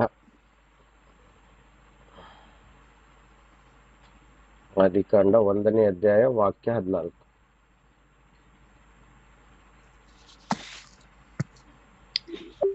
ಕ್ಲಿಯರ್ ಆಗಿ ಕೇಳಿಸ್ತಾ ಇಲ್ಲ ಇಲ್ಲಿ. ಎಷ್ಟು ಯಾವ್ದು ವಚನ ಗೊತ್ತಾಗ್ಲಿಲ್ಲ. 14ನೇ ವಚನ. 14ನೇ ವಚನ. ಆದಿಕಾಂಡ 1ನೇ ಅಧ್ಯಾಯ 14ನೇ ವಚನ. ಹೌದು. ಬಳಿಕ ಆಕಾಶ ಮಂಡಲದಲ್ಲಿ ಬೆಳಕುಗಳು ಉಂಟಾಗಲಿ, ಅವು ಹಗಲಿರುಳುಗಳನ್ನು ಬೇರೆ ಬೇರೆ ಮಾಡಲಿ. ಇದಲ್ಲದೆ ಅವು ಗುರುತುಗಳಾಗಿದ್ದು ಸಮಯಗಳನ್ನು, ದಿನ ಸಂವತ್ಸರಗಳನ್ನು ತೋರಿಸಲಿ. ನೋಡಿ, ಇಂಗ್ಲಿಷ್ ಅಲ್ಲಿ ಬರ್ದಿದೆ. ಸಾಕು ಸಿಸ್ಟರ್, 14 ಮಾತ್ರ. ನೋಡಿ, ಆಕಾಶದಲ್ಲಿ ಸೂರ್ಯ ಮತ್ತು ಚಂದ್ರನನ್ನು ಇಟ್ಟಿದ್ದಾರೆ ದೇವರು. ಅದು ಯಾಕಂತೆ? ಅವು ಯಾವುದಕ್ಕೆ ಗುರುತಂತೆ? ಮೊದಲು ಹಗಲು ಮತ್ತು ಇರುಳುಗಳನ್ನು ಬೇರೆ ಮಾಡ್ಲಿಕ್ಕೆ ಗುರುತು. ಹೌದಾ? ಸೂರ್ಯ ಮುಳುಗಿದ ಕೂಡಲೇ ಕತ್ತಲಾಗ್ತದೆ, ಚಂದ್ರ ಬರ್ತಾನೆ ರಾತ್ರಿಗೆ ಬೆಳಕು ಕೊಡ್ಲಿಕ್ಕೆ. ಸೂರ್ಯ ಬೆಳಿಗ್ಗೆ ಹುಟ್ಟಿದ ಕೂಡಲೇ ಹಗಲಾಗ್ತದೆ. ಅವು ಗುರುತಾಗಿದೆ, ಹಗಲಿರುಳನ್ನು ಬೇರೆ ಮಾಡ್ಲಿಕ್ಕೆ. ಮತ್ತೆ ಯಾವುದಕ್ಕೆ ಗುರುತಾಗಿದೆ? ಸಮಯವನ್ನು, ಟೈಮ್, ಮತ್ತು ದಿನವನ್ನು, ಡೇ, ಸಂವತ್ಸರವನ್ನು ಅಂದ್ರೆ ಇಯರ್ಸ್. ಇಂಗ್ಲಿಷ್ ಅಲ್ಲಿ ಕ್ಲಿಯರ್ ಆಗಿ ಬರೆದಿದೆ, 4 days, 4 seasons and 4 years. ಅರ್ಥ ಆಗ್ತಿದ್ಯಾ? ಟೈಮ್ ಅಂದ್ರೆ ನಾವು ಇವತ್ತು ವಾಚ್ ನೋಡ್ತೀವಿ, ಆ ಕಾಲದಲ್ಲಿ ವಾಚ್ ಇತ್ತ? ಇಲ್ಲ. ಮೇಲೆ ನೋಡಿನೇ ಅವರು ಅಂದಾಜು ಮಾಡ್ತಿದ್ರು. ಜಾಸ್ತಿ ದೂರ ಹೋಗೋದು ಬೇಡ, ಇವತ್ತಿನಿಂದ ಒಂದು 25 ವರ್ಷ 30 ವರ್ಷ ಹಿಂದೆ ಹೋಗಿದ್ರೆ ಅವಾಗೆಲ್ಲ ವಾಚ್ ಎಲ್ಲ ಇರ್ಲಿಲ್ಲ. ಇಲ್ಲೆಲ್ಲ ಹಳೆ ಕಾಲದವ್ರ ಹತ್ರ ಅವರು ಸೂರ್ಯ ನೋಡ್ತಿದ್ರು, ಒಂದ್ ಅಂದಾಜು ಹೇಳ್ತಿದ್ರು, 7 ಗಂಟೆ ಆಗಿರ್ಬೇಕು ಸೂರ್ಯನ್ ನೋಡಿ, ಅಥವಾ 8 ಆಯ್ತು, 10 ಗಂಟೆ ಆಗಿರ್ಬೋದು. ಸೂರ್ಯ ಮಧ್ಯ ಬಂದಾಗ 12 ಗಂಟೆ ಆಗಿರ್ಬೋದು ಅಂತ ಹೇಳ್ತಿದ್ರು. ಕರೆಕ್ಟಾ? ವಾಚ್ ಎಲ್ಲ ಇರ್ಲಿಲ್ಲ ಅವಾಗ. ಮತ್ತೆ ದಿನವನ್ನು ಹೇಗೆ ಭಾಗಿಸ್ತಿದ್ರು? ಸೂರ್ಯ ಮುಳುಗಿದ ಕೂಡಲೇ ರಾತ್ರಿ ಆಯ್ತು ಅಂತ ಹೇಳ್ತಿದ್ರು, ಸಂಜೆ ಆಗಿ ರಾತ್ರಿ ಆಗಿ. ಚಂದ್ರ ಹಾಗೆಯೇ ಮೇಲಕ್ಕೆ ಬರ್ತಾ ಇದ್ದ, ಮೇಲೆ ಆಕಾಶದ ಬರುವಾಗ ಮಧ್ಯರಾತ್ರಿ ಆಯ್ತು ಅಂತ ಹೇಳ್ತಿದ್ರು. ನೋಡ್ತಾ ಇದ್ದೀರಾ? ಟೈಮ್ ವಾಚ್ ಮೇಲಿತ್ತು, ಆಕಾಶದಲ್ಲೇ ವಾಚ್ ಇತ್ತು, ಆಕಾಶದಲ್ಲಿಯೇ ಕ್ಯಾಲೆಂಡರ್ ಇತ್ತು. ಅವತ್ತು ಈ ರೀತಿಯಾಗಿ ಪ್ರಿಂಟೆಡ್ ಕ್ಯಾಲೆಂಡರ್ ಇರ್ಲಿಲ್ಲ, ಯಾವ ಬ್ಯಾಂಕ್ ಇರ್ಲಿಲ್ಲ, ಯಾರು ಕ್ಯಾಲೆಂಡರ್ ಕೊಡ್ತಾ ಇರ್ಲಿಲ್ಲ ಯಾರಿಗೂ ಫ್ರೀ ಆಗಿ. ಇವತ್ತೆಲ್ಲ ಫ್ರೀ ಆಗಿ ಸಿಗ್ತಾ ಇದೆ. ಅದೇ ತಿಂಗಳನ್ನು ಹೇಗೆ ಗುರುತಿಸ್ತಿದ್ರು? ಅಮಾವಾಸ್ಯ. ಇವತ್ತು ನಾವು ಹೇಳ್ತೀವಲ್ಲ ಅಮಾವಾಸ್ಯ, ಅದು ಅಮಾವಾಸ್ಯೆ ಅಂತ ಇಲ್ಲಿ ನಮ್ಮ ಕರ್ನಾಟಕದವರು ಮತ್ತು ಹಿಂದೂ ದೇಶದವರು ಕೊಟ್ಟಂತ ಹೆಸರು. ಅದಕ್ಕೆ ಇಂಗ್ಲಿಷ್ ಅಲ್ಲಿ ನ್ಯೂ ಮೂನ್ ಅಂತ ಹೇಳ್ತಾರೆ. ಹೊಸ ಚಂದ್ರದ ದಿನವೇ ಅದಕ್ಕೆ ಕನ್ನಡದವರು ಅಮಾವಾಸ್ಯೆ ಅಂತ ಹೇಳ್ತಾರೆ. ಹೊಸ ಚಂದ್ರ ಅಂದ್ರೆ ಏನು? ಯಾವ ದಿನ ಚಂದ್ರ ಕಾಣಿಸಲ್ಲ ನೋಡಿ, ಅದು first day of the month, ತಿಂಗಳಿನ ಮೊದಲನೇ ದಿನ. ಇದೆಲ್ಲ ಬೈಬಲ್ ಅಲ್ಲಿ ಇದೆ, ಅದಕ್ಕೆ ಟೈಮ್ ಇಲ್ಲ ಇವಾಗ ತೆಗೆದು ತೋರಿಸ್ಲಿಕ್ಕೆ. ಆಮೇಲೆ 2ನೇ ದಿನಕ್ಕೆ ಸ್ವಲ್ಪ ತೆಳ್ಳಗಿರುವಂತ ಚಂದ್ರ ಕಾಣಿಸ್ತಾನೆ, ಅದು ಸೆಕೆಂಡ್ ಡೇ. 3ನೇ ದಿನಕ್ಕೆ ಇನ್ನು ಸ್ವಲ್ಪ ದಪ್ಪ ಆಗ್ತಾ ಹೋಗ್ತಾನೆ. 15 ದಿನವಾದಾಗ ಫುಲ್ ಮೂನ್ ಬರ್ತಾನೆ. ಫುಲ್ ಮೂನಿಗೆ ಕನ್ನಡದವ್ರು ಏನ್ ಹೇಳ್ತಾರೆ? ಪೂರ್ಣಿಮಾ ಅಂತ ಹೇಳ್ತಾರೆ. ಅದು ಅವ್ರು ಇಟ್ಟಂತ ಹೆಸರು. ಬೈಬಲ್ ಏನ್ ಹೇಳ್ತದೆ ಅದಕ್ಕೆ? ಫುಲ್ ಮೂನ್, ಪೂರ್ಣಚಂದ್ರ. ಅಮಾವಾಸ್ಯೆಗೆ ಬೈಬಲ್ ಏನ್ ಹೇಳ್ತದೆ? ನ್ಯೂ ಮೂನ್, ಹೊಸ ಚಂದ್ರ. ಹಾಗಾದ್ರೆ 15 ದಿನದ ಲೆಕ್ಕ ಅಲ್ಲಿ ಸಿಕ್ತು. ಆಮೇಲೆ ಪೂರ್ಣ ಚಂದ್ರ ಏನಾಗ್ತಾನೆ? ಸ್ವಲ್ಪ ಸ್ವಲ್ಪ ಕಡಿಮೆ ಆಗ್ತಾ ಇನ್ನು 15 ದಿನದಲ್ಲಿ ಏನಾಗ್ತಾನೆ? ಮಾಯವಾಗಿ ಹೋಗ್ತಾನೆ, ಚಿಕ್ಕದಾಗಿ ಆಗಿ ಒಂದು ದಿನ ಕಾಣಿಸಲ್ಲ. ಆ ಕಾಣಿಸದೇ ಇರುವ ದಿನವೇ ತಿಂಗಳಿನ ಮೊದಲನೇ ದಿನ. ಈ ರೀತಿಯಾಗಿ 28 ಅಥವಾ 29 ದಿನಗಳ ಈ ಒಂದು ಡೇಸ್ ನ ಕ್ಯಾಲ್ಕುಲೇಷನ್ಗೆ ಒಂದು ತಿಂಗಳು ಅಂತ ಅರ್ಥ. ಇದು ಬೈಬಲ್ ಅಲ್ಲಿ ಇದೆ. ಮತ್ತು ಪ್ರತಿ ತಿಂಗಳಿಗೆ ಹೆಸರು ಸಹ ಬೈಬಲ್ ಅಲ್ಲಿ ಕೊಡಲ್ಪಟ್ಟಿದೆ. ನಿಸಾನ್ ಮಂತ್ ಅಥವಾ ಅಬೀಬ್ ಮಂತ್ ಅಂತ ಹೇಳ್ತಾರೆ. ಹಾಗಾದ್ರೆ ವರ್ಷದ ಮೊದಲನೇ ದಿನ ಮೊದಲನೇ ತಿಂಗಳು ಯಾವುದು ಗೊತ್ತುಂಟ? ಪಸ್ಕ ಹಬ್ಬ ಬರ್ತದೆ ಅಲ್ಲ, ಅದು ಮೊದಲನೇ ತಿಂಗಳು ವರ್ಷಕ್ಕೆ. ಹೊಸ ವರ್ಷದ ಮೊದಲನೇ ತಿಂಗಳು ಮಾರ್ಚ್ ಮತ್ತು ಏಪ್ರಿಲ್ ಮಧ್ಯದಲ್ಲಿ ಬರ್ತದೆ. ಮಾರ್ಚ್ ಮತ್ತು ಏಪ್ರಿಲ್, ಮಾರ್ಚ್ 15ನೇ ತಾರೀಕಿನ ನಂತರ ಯಾವಾಗ ಅಮಾವಾಸ್ಯೆ ದಿನ ಬರುತ್ತೆ ನೋಡಿ, ಅಂದ್ರೆ ನ್ಯೂ ಮೂನ್, ಹೊಸ ಚಂದ್ರ ಬರ್ತಾನೆ, ಅದೇ ಹೊಸ ವರ್ಷದ ಮೊದಲನೇ ದಿನ. ಅದು ಪಸ್ಕ ಹಬ್ಬ ಹಾಗೂ 15 ದಿನದ ಹಿಂದಿನ ದಿನವೇ ವರ್ಷದ ಮೊದಲನೇ ದಿನ. ಅದು ಎಲ್ಲಿ ಎಕ್ಸೋಡಸ್ ಅಂದ್ರೆ ನಿರ್ಗಮನ ಪುಸ್ತಕದ 12ನೇ ಅಧ್ಯಾಯದ 1ನೇ ವಾಕ್ಯದಿಂದ ಓದಿದ್ರೆ ನಮಗೆ ಗೊತ್ತಾಗ್ತದೆ. ಒಂದು ಸ್ವಲ್ಪ ಓದ್ಬಿಡುವ, ಸ್ವಲ್ಪ ಸಪೋರ್ಟ್ ಸಿಗ್ಲಿ. ಇದು ನಿರ್ಗಮನ, ಎಕ್ಸೋಡಸ್ ನಿರ್ಗಮನ 12 ವಾಕ್ಯ 1ರಿಂದ ಓದ್ತಾ ಹೋಗುವ. ನಿರ್ಗಮನ 12 ವಾಕ್ಯ 1-2.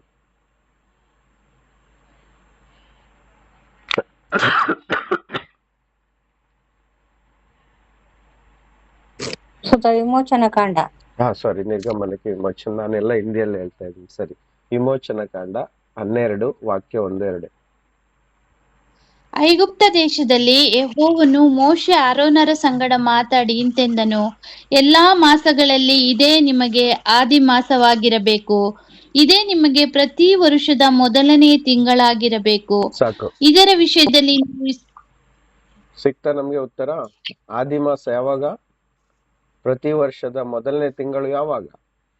ಇದು ಅಬೀಬ್ ಮಾಸ ಅಥವಾ ಮಾರ್ಚ್ ಮತ್ತು ಏಪ್ರಿಲ್ ಮಧ್ಯದಲ್ಲಿ ಬರ್ತದೆ ನೋಡಿ. ಅದಕ್ಕೆ ಕ್ಲಿಯರ್ ಆಗಿ ಸೈನ್ ಏನು? ಬೇಸಿಗೆ ಕಾಲ ಆರಂಭವಾಗ್ತದಲ್ಲ, ಅವಾಗ ಎಲ್ಲಾ ತೆನೆಗಳು ಬರುವಂತ ಸಮಯ ಅದೇ ಅಲ್ವಾ? ಎಲ್ಲಾ ಮರಗಳಿಗೆ ಹೂ ಬರುವಂತ ಸಮಯ, ಎಲ್ಲ ಫಲ ಇರುವಂತ ಮರ, ಮ್ಯಾಂಗೋ ಮರ ಆಗ್ಲಿ, ಹಣಸಿನ ಮರ ಆಗ್ಲಿ, ಅಥವಾ ಇನ್ನಿತರೆ ಅನೇಕ ಫಲಗಳ ಬರುವಂತ, ಹೂ ಬಿಡುವಂತ ಸಮಯ ಅದು ಬೇಸಿಗೆ ಕಾಲ ಅಂತ ನಾವು ಹೇಳ್ತೀವಿ. ಆದ್ರೆ ಬೈಬಲ್ ಅದಕ್ಕೆ ಹೇಳ್ತದೆ ಅಬೀಬ್, ಮಂತ್ ಆಫ್ ಅಬೀಬ್ ಅಥವಾ ನಿಸಾನ್ ತಿಂಗಳು ಅಂತ ಹೇಳಲ್ಪಡ್ತದೆ. ಇದೇ ಹೆಸರಿದೆ ಬೈಬಲ್ ಅಲ್ಲಿ. ಸೊ ಇದು ಆ ಸಮಯದಲ್ಲಿ ಬರ್ತದೆ. ಇದು ಆಗಿ 14ನೇ ದಿನ ರಾತ್ರಿಯಲ್ಲಿ ಪಾಸ್ಕವನ್ನು ಆಚರಿಸಬೇಕು ಅಂತ ಮುಂದೆ ಬರೆಯಲ್ಪಟ್ಟಿದೆ. ಇದರಲ್ಲಿ ಮುಂದೆ ಬರೆಯಲ್ಪಟ್ಟಿದೆ. ಅರ್ಥ ಆಗ್ತಿದ್ಯಾ? ಹಾಗಾದ್ರೆ ಈ 2ನೇ ವಾಕ್ಯದಲ್ಲಿ ಸ್ಪಷ್ಟ ಇದೆಯಾ? ಇದೇ ಮಾಸ ನಿಮಗೆ ಆದಿ ಮಾಸ, ಇದೇ ತಿಂಗಳು ನಿಮಗೆ ಮೊದಲನೇ ತಿಂಗಳಾಗಿರ್ಬೇಕು, ಪ್ರತಿ ವರ್ಷದ ಮೊದಲನೇ ತಿಂಗಳಾಗಿರ್ಬೇಕು. ಹಾಗಾದ್ರೆ ನ್ಯೂ ಇಯರ್ ಯಾವಾಗ? ಮಾರ್ಚ್ ಅಲ್ಲಿ ಅಮಾವಾಸ್ಯೆ ಬರುತ್ತಲ್ಲ, ಅದೇ ನ್ಯೂ ಇಯರ್ ಬೈಬಲ್ ಪ್ರಕಾರ. ಹಾಗಾದ್ರೆ ರೋಮನ್ ಕ್ಯಾಲೆಂಡರ್ ಪ್ರಕಾರ ಜನವರಿ 1. ಅದು ಜೈನಸ್ ದೇವತೆಗೆ ಮಹಿಮೆ ಕೊಡ್ಲಿಕ್ಕೋಸ್ಕರ ಅವ್ರು ಹುಟ್ಟಿಸಿ ಹಾಕಿರುವಂತ ಹಬ್ಬ ನ್ಯೂ ಇಯರ್. ದಯವಿಟ್ಟು ಅರ್ಥ ಮಾಡ್ಕೊಳ್ಳಿ, ಇದೆಲ್ಲ ಸೀಕ್ರೆಟ್. ಅನೇಕ ಸಭೆಗಳು ಸಹ ಕಲಿಸಲ್ಲ ಇದೆಲ್ಲ. ಬಿಂದಾಸಾಗಿ ಆಡಂಬರ ಮಾಡ್ತಾರೆ, ಎಂಜಾಯ್ ಮಾಡ್ತಾರೆ, ಡ್ಯಾನ್ಸ್ ಮಾಡ್ತಾರೆ. ಅವ್ರಿಗೆ ಎಂಜಾಯ್ಮೆಂಟ್ ಬೇಕು ನೋಡಿ. ಎಂಜಾಯ್ಮೆಂಟ್ ಮುಂದೆ ಹೋಗ್ಬೇಡಿ. ದೇವರು ಕೊಟ್ಟಂತ ಸಂತೋಷ ಎಲ್ಲಿದೆ ಗೊತ್ತುಂಟ? ಕುಟುಂಬದಲ್ಲಿದೆ. ನಾವು ತಂದೆ ತಾಯಿ ಮಕ್ಕಳು ಗಂಡ ಹೆಂಡತಿ ಸೇರ್ಕೊಂಡು ಯೇಸುವನ್ನು ಆರಾಧಿಸಿ ಒಳ್ಳೆ ಅಡಿಗೆ ಮಾಡಿ ಊಟ ಮಾಡ್ಲಿಕ್ಕೆ ಎಲ್ಲಾ ದಿನ ನಮ್ಗೆ ಒಳ್ಳೆ ದಿನನೇ ಕೊಟ್ಟಿದ್ದಾರೆ. ಒಳ್ಳೆ ಆರೋಗ್ಯ ನಮ್ಮ ಸಂತೋಷ. ನಮ್ಮ ಎಲ್ಲ ಅವಶ್ಯಕತೆಗಳನ್ನು ದೇವರು ಕೊಡುವಾಗ ಅದು ಸಂತೋಷ. ಒಳ್ಳೆ ಆರೋಗ್ಯ, ನಮಗೆ ಬೇಕಾದಂತ ವಸತಿ, ಆರ್ಥಿಕ ಆಶೀರ್ವಾದ, ಒಳ್ಳೆಯ ಜಾಬು, ಹೌದಾ? ನಮಗೆ ಏನೆಲ್ಲ ಅವಶ್ಯಕತೆ ಇದೆ ಭೂಮಿ ಮೇಲೆ ಅದೆಲ್ಲ ನಮಗೆ ಸಿಗುವಾಗ ಅದೇ ನಿಜವಾದ ಆಶೀರ್ವಾದ, ಸಂತೋಷ, ಪ್ರೀತಿ, ಸಮಾಧಾನ, ನೆಮ್ಮದಿ ಮನೆಯಲ್ಲಿ ಉಂಟಾ? ಆರೋಗ್ಯ ಉಂಟಾ? ನಮಗೆ ಸಾಕಾಗಷ್ಟು ಹಣಕಾಸು ಅಥವಾ ನಮ್ಮ ಅವಶ್ಯಕತೆಗಳು, ನಮಗೆ ಊಟ ಬಟ್ಟೆ ಎಲ್ಲ ಇದೆಯಾ? ಇದೇ ದೇವರ ಆಶೀರ್ವಾದ, ಇದೇ ಸಮಾಧಾನ, ಇದೇ ಸಂತೋಷ. ಇದಕ್ಕಿಂತ ಮೇಲಾದದನ್ನು ನಾವು ಹುಡುಕ್ಲಿಕ್ಕೆ ಹೋಗ್ಬಾರ್ದು. ಇದೇ ಅಲ್ವಾ ಎಲ್ಲ ಮನುಷ್ಯನಿಗೆ ಬೇಕಾಗಿರೋದು. ಹಾಗಾದ್ರೆ ಇವತ್ತು ಮನುಷ್ಯನ ಹುಡುಕೋದೇನು? ಮದ್ಯಪಾನ, ಕುಣಿದಾಟ, ಮ್ಯೂಸಿಕ್, ಸೆಲೆಬ್ರೇಷನ್, ಆಡಂಬರ, ಎಲ್ಲ ಇವು ಕಣ್ಣಿನ ಆಸೆ, ಶರೀರದ ಆಸೆ, ಬದುಕು ಬಾಳಿನ ಡಂಬ. ಇವುಗಳ ಮೇಲೆ ದೇವರಿಗೆ ಪ್ರೀತಿ ಇಲ್ಲ. ಇವೆಲ್ಲ ನಾಶನಕ್ಕೆ ಕೊಂಡೋಗ್ತವೆ. ಅರ್ಥ ಆಗ್ತಿದ್ಯಾ? ಅರ್ಥ ಆಗ್ತಾ ಇದೆಯಾ? ಇವೆಲ್ಲ ಲೋಕದಿಂದ ಉಟ್ಕೊಂಡಿರುವಂತ ಸಂಪ್ರದಾಯ. ಅದಕ್ಕೆ ದೇವರು ಎಷ್ಟೋ ವಾಕ್ಯವನ್ನು ನೋಡಿದ್ವಿ ನಾವು. ನೀವು ದೇವರ ವಾಕ್ಯವನ್ನು ಮೀರಿ ಸಂಪ್ರದಾಯದ ಹಿಂದೆ ಹೋಗ್ತಾ ಇದ್ದೀರಿ, ದೇವರ ವಾಕ್ಯವನ್ನು ಮೀರ್ತಾ ಇದ್ದೀರಿ ಅಂತ. ಸೊ ಇವಾಗ 31st ಬರುತ್ತೆ. ಲೋಕದಲ್ಲಿ ಅತಿ ಹೆಚ್ಚು ಪಾಪವಾಗುವಂತ ದಿನ ಡಿಸೆಂಬರ್ 31. ಅತಿ ಹೆಚ್ಚು ಮದ್ಯ ಸೇಲ್ ಆಗುವಂತ ದಿನ ಡಿಸೆಂಬರ್ 31. ಅತಿ ಹೆಚ್ಚು ಪಾಪ, ವ್ಯಭಿಚಾರ, ಕೊಲೆ, ಜಗಳ ಆಗುವಂತ ದಿನ ಡಿಸೆಂಬರ್ 31 ನೈಟ್. ಹೌದಾ ಇಲ್ವಾ ನೋಡಿ. ಇಂಥ ದಿನ ನಾವು ಸಹ ಸೇರ್ಕೊಂಡು ಹ್ಯಾಪಿ ನ್ಯೂ ಇಯರ್ ಅಂತ ಒಬ್ರನ್ನೊಬ್ರು ವಿಶ್ ಮಾಡ್ಕೊಳ್ತಾ ದೇವರಿಗೆ ಜಾಸ್ತಿ ಮಹಿಮೆ ಕೊಡದೆ ಆ ದಿನಕ್ಕೆ, ಆ ಸಮಯಕ್ಕೆ ಮಹಿಮೆ ಕೊಡುವುದಾದ್ರೆ ನಾವು ಎಂಥವರು. ಒಂದು ಕಡೆ ವಾಕ್ಯ ಬರೆದಿದೆ, ನೀವು ಲೋಕವನ್ನು, ಲೋಕದ ವಿಷಯಗಳನ್ನು ಬಿಟ್ಟು ನಿಮ್ಮನ್ನು ಪ್ರತ್ಯೇಕಿಸಿರಿ, ನಿಮ್ಮನ್ನು ಪ್ರತ್ಯೇಕ ಮಾಡ್ಕೊಳ್ಳಿ, ಅದರೊಳಗಿಂದ ಹೊರಗೆ ಬನ್ನಿ, ಅದನ್ನು ಬಿಟ್ಟು ಬಿಡಿ ಅಂತ ದೇವರು ಬೈತಾರೆ ಒಂದ್ ಕಡೆ ಇಸ್ರೇಲ್ ಜನತೆಗೆ. ಜನರ ಸಂಪ್ರದಾಯವನ್ನು ನೀವು ಆಚರಿಸಬೇಡಿ, ಹೊರಗೆ ಬನ್ನಿ, ನೀವು ಆರಿಸಲ್ಪಟ್ಟವರು, ನೀವು ದೇವ ಜನರು, ನೀವು ದೇವ ಪ್ರಜೆಯರು, ನೀವು ಸಂತರು, ನೀವು ಭಕ್ತರು, ನೀವು ಯಾಜಕ ವಂಶದವರು, ನೀವು ರಾಜವಂಶದವರು, ನೀವು ಪರಲೋಕದ ಸೈನ್ಯರು. ನಿಮಗೂ ಲೋಕಕ್ಕೂ ಸಂಬಂಧ ಇಲ್ಲ, ನೀವು ಲೋಕದಲ್ಲಿ ಇದ್ದೀರಿ ಅಷ್ಟೇ, ಆದ್ರೆ ನೀವು ಲೋಕದವರಲ್ಲ ಅಂತ ಯೇಸು ಹೇಳಿದ್ದಾರೆ. ನೀವು ಲೋಕದವರಲ್ಲ, ನೀವು ಲೋಕದಿಂದ ಪ್ರತ್ಯೇಕಿಸಲ್ಪಟ್ಟಂತ ಯೇಸು ಕ್ರಿಸ್ತನ ಪರಿಶುದ್ಧವಾದ ಕನ್ಯಕೆ. ಸ್ವಲ್ಪ ಕೂಡ ಪಾಪವಿಲ್ಲದಂತೆ ನಿಮ್ಮನ್ನು ನೀವು ತಯಾರು ಮಾಡ್ಕೊಳ್ಳಿ ಅಂತ ವಾಕ್ಯ ಹೇಳ್ತದೆ. ಯಾಕಂದ್ರೆ ಯೇಸುವಿನ ಬರೋಣ ಹತ್ತಿರ ಆಗ್ತಾ ಇದೆ. ನಾವು ಪರಿಶುದ್ಧರಾಗಿ, ನೀತಿವಂತರಾಗಿ ಆತನ ಜೊತೆ ನಾವು ಪರಲೋಕಕ್ಕೆ ಹೋಗ್ಲಿಕ್ಕೆ ನಮ್ಮನ್ನು ನಾವು ಧರಿಸ್ಕೊಳ್ಬೇಕು, ತಯಾರು ಮಾಡ್ಬೇಕು. ಅದು ಏನದು? ಪರಿಶುದ್ಧತೆ. ವಾಕ್ಯವನ್ನು ಅನುಸರಿಸ್ತಾ, ವಾಕ್ಯ ಏನೆಲ್ಲ ನಮ್ಗೆ ಹೇಳ್ತದೆ ಅದರಂತೆ ನಾವು ನೀತಿವಂತರಾಗ್ತಾ ಹೋಗ್ಬೇಕು. ಆಮೇನ್. Praise Lord. ಹಾಗಾಗಿ ನ್ಯೂ ಇಯರ್ ಎಲ್ಲ ಉಟ್ಕೊಂಡಿದ್ದು ಲೋಕದಿಂದ, ರೋಮನ್ಸ್ನವ್ರು ಹುಟ್ಸಾಕಿದ್ದು. ಯಾವಾಗ ರೋಮನ್ ಕ್ಯಾಲೆಂಡರ್ ಬಂತು, ಹೊಸ ನ್ಯೂ ಇಯರ್ ಬಂತು. ಅದೇ ನೀವು ಬೇರೆ ಬೇರೆ ಕ್ಯಾಲೆಂಡರ್ಸ್ ಗಳಿದಾವೆ. ಹಿಂದೂ ಕ್ಯಾಲೆಂಡರ್ಸ್ ನೋಡಿ, ಹಿಂದೂ ಕ್ಯಾಲೆಂಡರ್ಸ್ ಪ್ರಕಾರ ನ್ಯೂ ಇಯರ್ ಜನವರಿ 1 ಅಲ್ಲ. ಗೊತ್ತುಂಟಲ್ಲ ಅನೇಕರಿಗೆ, ಹೊಸ್ತು ಅಂತಾರಲ್ಲ. ಯಾವಾಗ ಅದು ಬರುತ್ತೆ ಹೊಸ್ತು? ಯುಗಾದಿ ಹೊಸ್ತು. ಮತ್ತೆ ಮುಸ್ಲಿಮರಿಗೆ, ಅವರಿಗೆ ಬೇರೆವಾದಂತ ಕ್ಯಾಲೆಂಡರ್ ಇದೆ. ಜೈನರಿಗೆ ಬೇರೆವಾದಂತ ಕ್ಯಾಲೆಂಡರ್ ಇದೆ. ಬುದ್ಧರಿಗೆ ಬೇರೆ ಕ್ಯಾಲೆಂಡರ್ ಇದೆ. ಯಾವ ಕ್ಯಾಲೆಂಡರ್ ಅಂತ ನಂಬೋದು? ಯಾವ್ದು ಸತ್ಯ? ರೋಮನ್ಸ್ ಸತ್ಯನಾ? ಸತ್ಯ ಒಂದೇ, ಬೈಬಲ್ ಮಾತ್ರ. ಆದ್ರೂ ಅದನ್ನು ಸಹ ಆಚರಿಸ್ಲಿಕ್ಕೆ ನಮ್ಗೆ ಆಜ್ಞೆ ಕೊಟ್ಟಿಲ್ಲ. ಹಾಗಾಗಿ ನಾವು ಈ ಬರುವಂತ ನ್ಯೂ ಇಯರ್ಗೆ ಏನ್ ಮಾಡ್ಬೇಕು ಅಂತ ಹೇಳಿದ್ರೆ, ಅಂದ್ರೆ 31ಗೆ ನಾವು ಈ ಲೋಕದಲ್ಲಿ ಹೇಗೋ ಬದುಕ್ತಾ ಇದ್ದೀವಿ, ಕ್ಯಾಲೆಂಡರ್ ಫಾಲೋ ಮಾಡ್ಲೇಬೇಕು. ಬ್ಯಾಂಕ್ಸು, ನಮ್ಮ ಹುದ್ದೆಗಳು, ಶಾಲೆ ಎಲ್ಲ ಅದೇ ಪ್ರಕಾರ ನಡೆಯೋದಕ್ಕೋಸ್ಕರ ನಾವು ಏನ್ ಮಾಡ್ಬೇಕು, ಈ ಒಂದು ವರ್ಷ ಒಳ್ಳೆ ರೀತಿಯಲ್ಲಿ ದೇವರು ನಮ್ಮನ್ನು ನಡೆಸಿದ್ರು, ಅನೇಕ ಒಳ್ಳೆ ಸಂಗತಿಗಳನ್ನು ಮಾಡಿದ್ರು. ಈ 24ರಲ್ಲಿ ದೇವರೇ ನಿಮಗೆ ಸ್ತೋತ್ರ ಅಂತ ತುಂಬಾ ಹೊತ್ತು ಆರಾಧನೆ ಮಾಡಿ ಅವ್ರನ್ನ ಮಹಿಮೆ ಪಡಿಸ್ಬೇಕು, ಥ್ಯಾಂಕ್ಸ್ ಹೇಳ್ಬೇಕು, ಥ್ಯಾಂಕ್ಸ್ ಗಿವಿಂಗ್ ಅಂತ ಹೇಳ್ಬೇಕು. ಅಮೇರಿಕದಲ್ಲಿ ಒಂದು ಡಿಸೆಂಬರ್ ತಿಂಗಳಲ್ಲೇ ಅನ್ಸುತ್ತೆ, ಡಿಸೆಂಬರ್ 1 ಅಥವಾ ಗೊತ್ತಿಲ್ಲ, ಥ್ಯಾಂಕ್ಸ್ ಗಿವಿಂಗ್ ಡೇ ಅಂತ ಒಂದು ಇಟ್ಟಿದ್ದಾರೆ, ಸಿಂಪಲ್ ಆಗಿ. ಅದ್ರದ್ದು ಆಯ್ತದು. ಅದ್ರ ಹಿಂದೆ ಏನೆಲ್ಲ ಘಟನೆ ಇದೆ ನನಗೆ ಗೊತ್ತಿಲ್ಲ, ನೋಡಕ್ಕೂ ಹೋಗಿಲ್ಲ. ಬಟ್ ನಾವು ಏನ್ ಮಾಡ್ಬೇಕು, ಈ ಲೋಕದಲ್ಲಿ ಇದ್ದೇವೆ, ಈ ಕ್ಯಾಲೆಂಡರ್ ಫಾಲೋ ಮಾಡ್ತಾ ಇದ್ದೇವೆ. ಹಾಗಾಗಿ ದೇವ್ರೆ, ಈ ವರ್ಷ ನೀನು ನಮಗೆ ಚೆನ್ನಾಗಿಟ್ಟಿದ್ಯಾ, ಆರೋಗ್ಯ ಕೊಟ್ಟಿದ್ಯಾ, ಕುಟುಂಬವನ್ನು ಚೆನ್ನಾಗಿಟ್ಟಿದ್ಯಾ, ದೊಡ್ಡ ಅನಾಹುತ ಆಗದೆ ಕಾಪಾಡಿದ್ಯಾ, ಮರಣ ಆಗದೆ ಕಾಪಾಡಿದ್ಯಾ, ನಷ್ಟ ಆಗದೆ ಕಾಪಾಡಿದ್ಯಾ. ಇದೆಲ್ಲದಕ್ಕೋಸ್ಕರ ಸ್ತೋತ್ರ ಅಂತ ನಾವು ಸಭೆ ಕೂಡ್ಬೋದು. ಬರುವಂತ ಹೊಸ ವರ್ಷಕ್ಕಾಗಿ, ಅಂದ್ರೆ ಈ 25ಕ್ಕಾಗಿ ನಾವು ಏನ್ ಮಾಡುವ, ದೇವರ ಹತ್ರ ಪ್ರಾರ್ಥನೆ ಮಾಡುವ, ದೇವ್ರೆ ಹೊಸ ವಿಷಯಗಳನ್ನು ಮಾಡು, ಕುಟುಂಬದಲ್ಲಿ ಇಂತಿಂತ ಅವಶ್ಯಕತೆಗಳನ್ನು ಪೂರೈಸು. ಹೆಚ್ಚಿನದಾಗಿ ದೇವರೇ, ನಾನು ನಿಮ್ಮಲ್ಲಿ ಬೆಳೆದು ದೊಡ್ಡವನಾಗ್ಬೇಕು, ವಾಕ್ಯದಲ್ಲಿ ಬಲಗೊಳ್ಬೇಕು, ನಾನು ಪವರ್ಫುಲ್ ಆಗ್ಬೇಕು, ಆತ್ಮದಲ್ಲಿ ಪರಿಶುದ್ಧಾತ್ಮನಿಂದ ತುಂಬಿಕೊಳ್ಬೇಕು, ವಾಕ್ಯದನ್ನು ಹೆಚ್ಚಾಗಿ ತಿಳ್ಕೊಳ್ಬೇಕು, ಸತ್ಯವನ್ನು ಜಾಸ್ತಿ ತಿಳ್ಕೊಳ್ಬೇಕು, ಅಸತ್ಯದಲ್ಲಿ ನಡಿಲಿಕ್ಕೆ ನಾನು ಪ್ರಯತ್ನ ಮಾಡ್ಬೇಕು. ಅದಕ್ಕೋಸ್ಕರ ಸಹಾಯವನ್ನು ಕೇಳುವರಾಗೋಣ. ಅರ್ಥ ಆಗ್ತಿದೆಯಲ್ಲ? ಅದಕ್ಕೋಸ್ಕರ ಸಹಾಯ ಕೇಳುವರಾಗೋಣ ಬರುವ ಒಂದು ಈ 25ನೇ ವರ್ಷದಲ್ಲಿ. ಅದಕ್ಕೋಸ್ಕರ ಅನೇಕ ಪ್ರಾರ್ಥನೆ, ನಿವೇದನೆಯನ್ನು ದೇವರ ಮುಂದೆ ಇಡೋಣ. ಆ ದಿನ ಒಂದು ಹೊಸ ಉತ್ಸಾಹಕ್ಕಾಗಿ, ಹೊಸ ಒಂದು ವಿಷಯಗಳು ನಮ್ಮ ಜೀವಿತದಲ್ಲಿ ನಡೆಸಲಿಕ್ಕೆ, ಹೊಸ ಮಾರ್ಗಗಳನ್ನು ದೇವರ ಓಪನ್ ಮಾಡ್ಲಿಕ್ಕೆ. ಹೌದಾ? ಅದು ಆತ್ಮಿಕ ವಿಷಯ ಆಗಿರ್ಬೋದು, ನಮ್ಮ ಭೌತಿಕ ವಿಷಯನೂ ಸಹ ಆಗಿರ್ಬೋದು. ಒಂದು ಟಾರ್ಗೆಟ್ ಅನ್ನು ಇಟ್ಕೊಂಡು ಹೋಗುವ,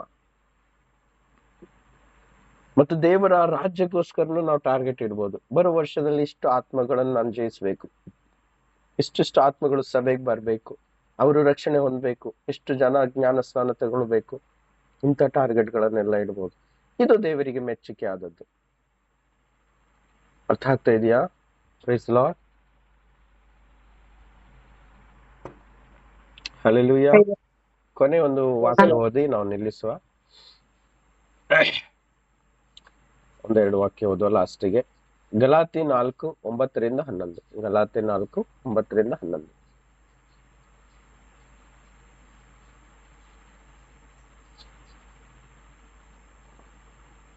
ಗಲಾತಿ 4:9-11.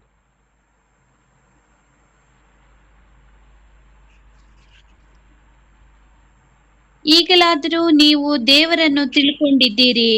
ಸರಿಯಾಗಿ ಹೇಳಬೇಕಾದರೆ ದೇವರು ನಿಮ್ಮನ್ನು ತಿಳಿದುಕೊಂಡಿದ್ದಾನೆ. ಹೀಗಿರಲಾಗಿ ನೀವು ಕೆಲಸಕ್ಕೆ ಬಾರದ ದರಿದ್ರ ಬಾಲಬೋಧೆಗೆ ಮತ್ತು ಅಧೀನರಾಗಿರಬೇಕೆಂದು ಅಪೇಕ್ಷಿಸಿ ಪುನಃ ಅದಕ್ಕೆ ತಿರುಗಿಕೊಳ್ಳುವುದು ಹೇಗೆ?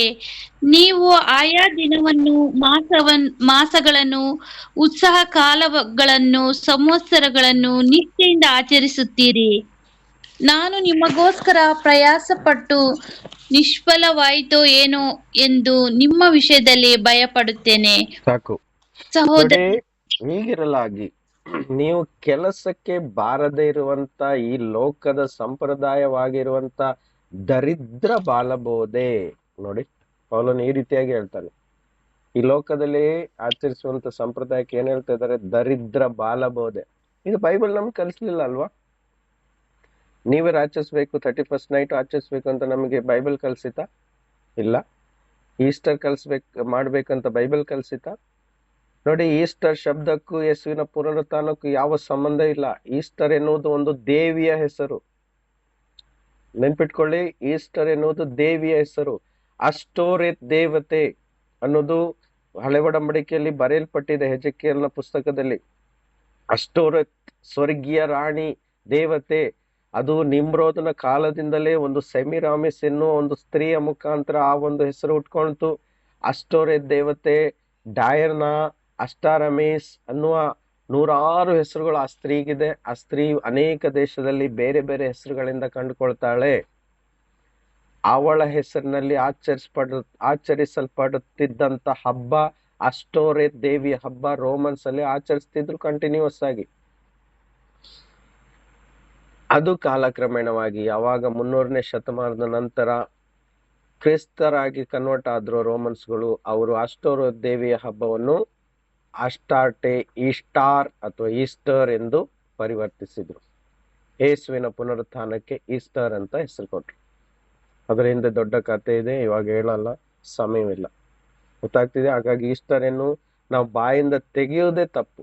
ಹ್ಯಾಪಿ ಈಸ್ಟರ್ ಅಂತಾರೆ. ಅಂದ್ರೆ ಅಷ್ಟೋರೆತ್ ದೇವಿಯೇ ನಿನಗೆ ಹ್ಯಾಪಿ. ನೋಡಿದ್ರ ಎಷ್ಟು ಮೂಢರಾಗಿ, ಅಂಧ ಭಕ್ತರಾಗಿ ಇವತ್ತು ಅನೇಕ ವಿಶ್ವಾಸಿಗಳು ಕ್ರೈಸ್ತರನ್ನು ನೋಡಿದಾಗ ನಾಚಿಕೆ ಆಗುತ್ತೆ. ಪಾಪ ಗೊತ್ತಿಲ್ಲ ಅನೇಕರಿಗೆ. ಕೆಲವರು ಗೊತ್ತಿದ್ರು ಆಲಸ್ಯ ಅಂದ್ರೆ ಕೇರ್ಲೆಸ್ ಮಾಡ್ತಾರೆ. ಅವರಿಗೆ ಆಚರಣೆ ಮಾಡೋದಂದ್ರೆ ಇಷ್ಟ. ನಮಗಿರುವಂತ ಆಚರಣೆ ಏನು ಗೊತ್ತುಂಟಾ? ನಮಗೇನ್ ಆಚರಣೆ ಇದೆ ಹೇಳಿ? ನಾವು ಹೇಗೆ ದೇವರನ್ನು ಮಹಿಮೆ ಪಡಿಸ್ಬೇಕು ಹೇಳಿ?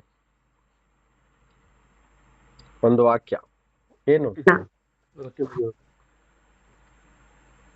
ನೋಡಿ, ಇಲ್ಲಿ 10ನೇ ವಾಕ್ಯದಲ್ಲಿ ಪುನಃ ಹೇಳ್ತಾರೆ, ಇದೇ ಗಲಾತಿಯಲ್ಲಿ, ದಿನಗಳನ್ನಾಗ್ಲಿ, ತಿಂಗಳುಗಳನ್ನಾಗ್ಲಿ, ವರ್ಷಗಳನ್ನಾಗ್ಲಿ, ಉತ್ಸವ ಕಾಲಗಳನ್ನಾಗ್ಲಿ ನೀವು ನಿಷ್ಠೆಯಿಂದ ಆಚರಿಸ್ತೀರಿ. ಪೌಲ ಇಲ್ಲಿ ಗದರಿಸ್ತಾ ಇದ್ದಾನೆ. ನಾನ್ ನಿಮಗೋಸ್ಕರ ಪ್ರಯಾಸ ಪಟ್ಟದ್ದು ನಿಷ್ಫಲವಾಯ್ತು ಎಂಬ ನಿಮ್ಮ ವಿಷಯದಲ್ಲಿ ಭಯವಿದೆ ನನಗೆ. ನಿಮ್ಗೆಲ್ಲ ಹೇಳ್ಕೊಟ್ಟಿದ್ದೀನಿ ಸತ್ಯ. ಆದ್ರೂ ನೀವು ಈ ದಿನ ಆಚರಿಸೋದು, ಮಾಸ ಆಚರಿಸೋದು, ಹಬ್ಬ ಆಚರಿಸೋದು, ವರ್ಷ ಆಚರಿಸ್ತಿದ್ದೆಲ್ಲೇ ಮಾಡ್ತಾ ಇದ್ದೀರಿ. ನಿಮ್ಗೆ ಬುದ್ಧಿ ಇಲ್ವಾ ಅಂತ ಗದರಿಸ್ತಾ ಇದ್ದಾರೆ. ಈ ವಾಕ್ಯ ಯಾರು ಓದೋದೇ ಇಲ್ಲ. ಇದನ್ನೆಲ್ಲ ಬದಿಯಲ್ಲಿ ಇಟ್ಟಿದ್ದಾರೆ. ಯಾಕೆ? ಅವರಿಗೆ ಸೆಲೆಬ್ರೇಷನ್ ಬೇಕು. ಆಚರಣೆ ಅಂದ್ರೆ ತುಂಬಾ ಖುಷಿ, ಎಲ್ಲರಿಗೂ ಖುಷಿ ಆಚರಣೆ. ಕ್ರಿಸ್ತನಲ್ಲಿ ಸಂತೋಷ ಪಡಿರಿ. ವಾಕ್ಯ ಏನ್ ಹೇಳ್ತಾರೆ? ಕ್ರಿಸ್ತನಲ್ಲಿ ಆನಂದವಾಗಿರಿ, ಕುಟುಂಬದಲ್ಲಿ ಆನಂದ ಪಡ್ರಿ, ಸಭೆಯಾಗಿ ಸೇರಿ ಆನಂದ ಪಡ್ರಿ, ಅಡಿಗೆಗಳನ್ನು ಮಾಡಿ ಊಟ ಮಾಡ್ರಿ. ಕ್ರಿಸ್ತನ ಹೆಸರಿನಲ್ಲಿ ಒಬ್ಬರನ್ನೊಬ್ರು ಪ್ರೀತಿಸ್ರಿ, ಕಷ್ಟ ಇದ್ದವ್ರನ್ನೆಲ್ಲ ಕರೆಸಿ ಅವ್ರಿಗೆ ಊಟ ಹಾಕಿ. ಸ್ವಾಮಿ ಏನ್ ಹೇಳಿದ್ದಾರೆ? ಯಾರು ನಿಮಗೋಸ್ಕರ ಪ್ರತ್ಯುಪಕಾರವಾಗಿ ಮಾಡದೇ ಇರುವವರನ್ನು ಕರೆಸಿ ಅವರಿಗೆ ನೀವು ಊಟ ಹಾಕಿ ಅಂತ ಹೇಳಿದ್ರು. ಇವಾಗ ನಮ್ಮ ನೆಂಟರಿಗೆಲ್ಲ ಕರಿತೀವಿ, ಊಟ ಹಾಕ್ತಿವಿ, ಅವ್ರು ಸಂತೋಷವಾಗಿ ಊಟ ಮಾಡ್ಕೊಂಡು ಹೋಗಿ ಇನ್ನೊಂದ್ ದಿನ ಅವ್ರು ನಮಗೆ ಕರೀತಾರೆ. ಅವ್ರು ನಮಗೆ ಕರೀತಾರೆ ಅಂತ ಅವ್ರನ್ನ ಕರೆಸಿ ನಾವು ಖರ್ಚು ಮಾಡಿ ಹಣ ಹಾಕಿ ಒಳ್ಳೆ ಅಡಿಗೆ ಮಾಡಿ ಊಟ ಹಾಕ್ತಿವಿ. ಯಾಕೆ ಒಂದಿನ ನಮ್ಮನ್ನು ಸಹ ಅವ್ರು ಕರೆದು ಊಟ ಕೊಡ್ತಾರೆ. ಕರೆಕ್ಟ್ ಅಲ್ವಾ? ಅದೇ ಸ್ವಾಮಿ ಹೇಳಿದ್ದಾರೆ, ನಿಮಗೆ ಪ್ರತ್ಯುಪಕಾರವಾಗಿ ಮಾಡದೇ ಇರುವಂತ ವ್ಯಕ್ತಿಗಳನ್ನು, ಅಂದ್ರೆ ಕೂಡರನ್ನು, ಕುಂಟ್ರನ್ನು, ಭಿಕ್ಷುಕರನ್ನು, ಕಷ್ಟದಲ್ಲಿರುವವನ್ನು, ಬಡವರನ್ನು ಕರೆಸಿ ಅವರಿಗೆ ಊಟ ಹಾಕಿ ಅಂತ ಹೇಳಿದಾರೆ ಇಲ್ವಾ? ಹೇಳಿದ್ದಾರೆ, ವಾಕ್ಯ ಇದೆ. ಹಲ್ಲೆಲೂಯಾ. ಬ್ರದರ್, ಆ ವಾಕ್ಯ ಸಿಕ್ಕರೆ ತೆಗೆದು ಗ್ರೂಪ್ ಅಲ್ಲಿ ಹಾಕಿ, ತುಂಬಾ ಇಂಪಾರ್ಟೆಂಟ್. ಅದೇ ನಿಜವಾದ celebration. That is true celebration. ಯಾರಿಗೆ ಅಷ್ಟು ಖರ್ಚು ಮಾಡ್ಲಿಕ್ಕೆ ಸಾಧ್ಯವಿಲ್ಲ ಅಂತ ಅನೇಕ ಬಡವರಿದ್ದಾರೆ, ಅಂತವರಿಗೆ ಕರೆದು ಊಟ ಹಾಕ್ಬೇಕು ನಾವು. That is true celebration. ಅದೇ ನಿಜವಾದ ಸೆಲೆಬ್ರೇಷನ್. ಅದೇ ಹೇಳಿದಲ್ಲ, ನಿಜವಾದ ಧರ್ಮ ಯಾವುದು? ವಿಧವೆಯರನ್ನು ಮತ್ತು ಅನಾಥರನ್ನು ನಾವು ಅವರಿಗೆ ಸಹಾಯ ಮಾಡುವುದೇ ನಿಜವಾದ ಧರ್ಮ. ಹಲ್ಲೆಲೂಯಾ. ನಿಲ್ಲಿಸ್ತೀನಿ 1-2 ನಿಮಿಷ, ಓಕೆನಾ? ಹಾಗಾದ್ರೆ ನಾವು ಏನ್ ಮಾಡ್ಬೇಕು ಅಂತ ಕಲಿಸಿದ್ದಾರೆ ದೇವರು. ಸ್ವಾಮಿ ಸ್ಪಷ್ಟವಾಗಿ ಹೇಳಿದ್ದಾರೆ, ದೇವರನ್ನು ಮಹಿಮೆ ಪಡಿಸ್ಬೇಕಾ, ಅವರನ್ನು ಪ್ರೀತಿಸ್ಬೇಕಾ, ಅವರನ್ನು ಆರಾಧನೆ ಮಾಡ್ಬೇಕಾ, ಅವರದೇ ಸಿಸ್ಟಮ್ ಅಲ್ಲೇ ಮಾಡ್ಬೇಕು. ಮನುಷ್ಯರು ಅಥವಾ ಲೋಕ ಮಾಡುವ ರೀತಿಯಲ್ಲಿ ಅಲ್ಲ. ಅವ್ರನ್ನ ಹೇಗೆ ಆರಾಧನೆ ಮಾಡ್ಬೇಕು, ಹೇಗೆ ಅವ್ರನ್ನ ಮಹಿಮೆ ಪಡಿಸ್ಬೇಕು, ಹೇಗೆ ಅವ್ರನ್ನ ಪ್ರೀತಿಸ್ಬೇಕು, ಯಾರ್ಯಾರು ಆತನ ವಾಕ್ಯಗಳನ್ನು ಕೈಗೊಂಡು ನಡೀತಾರೆ ಅವರೇ ದೇವರನ್ನು ಪ್ರೀತಿಸುವವರಾಗಿದ್ದಾರೆ ಅಂತ ಯೇಸು ಸ್ವಾಮಿ ಹೇಳಿದ್ದಾರೆ.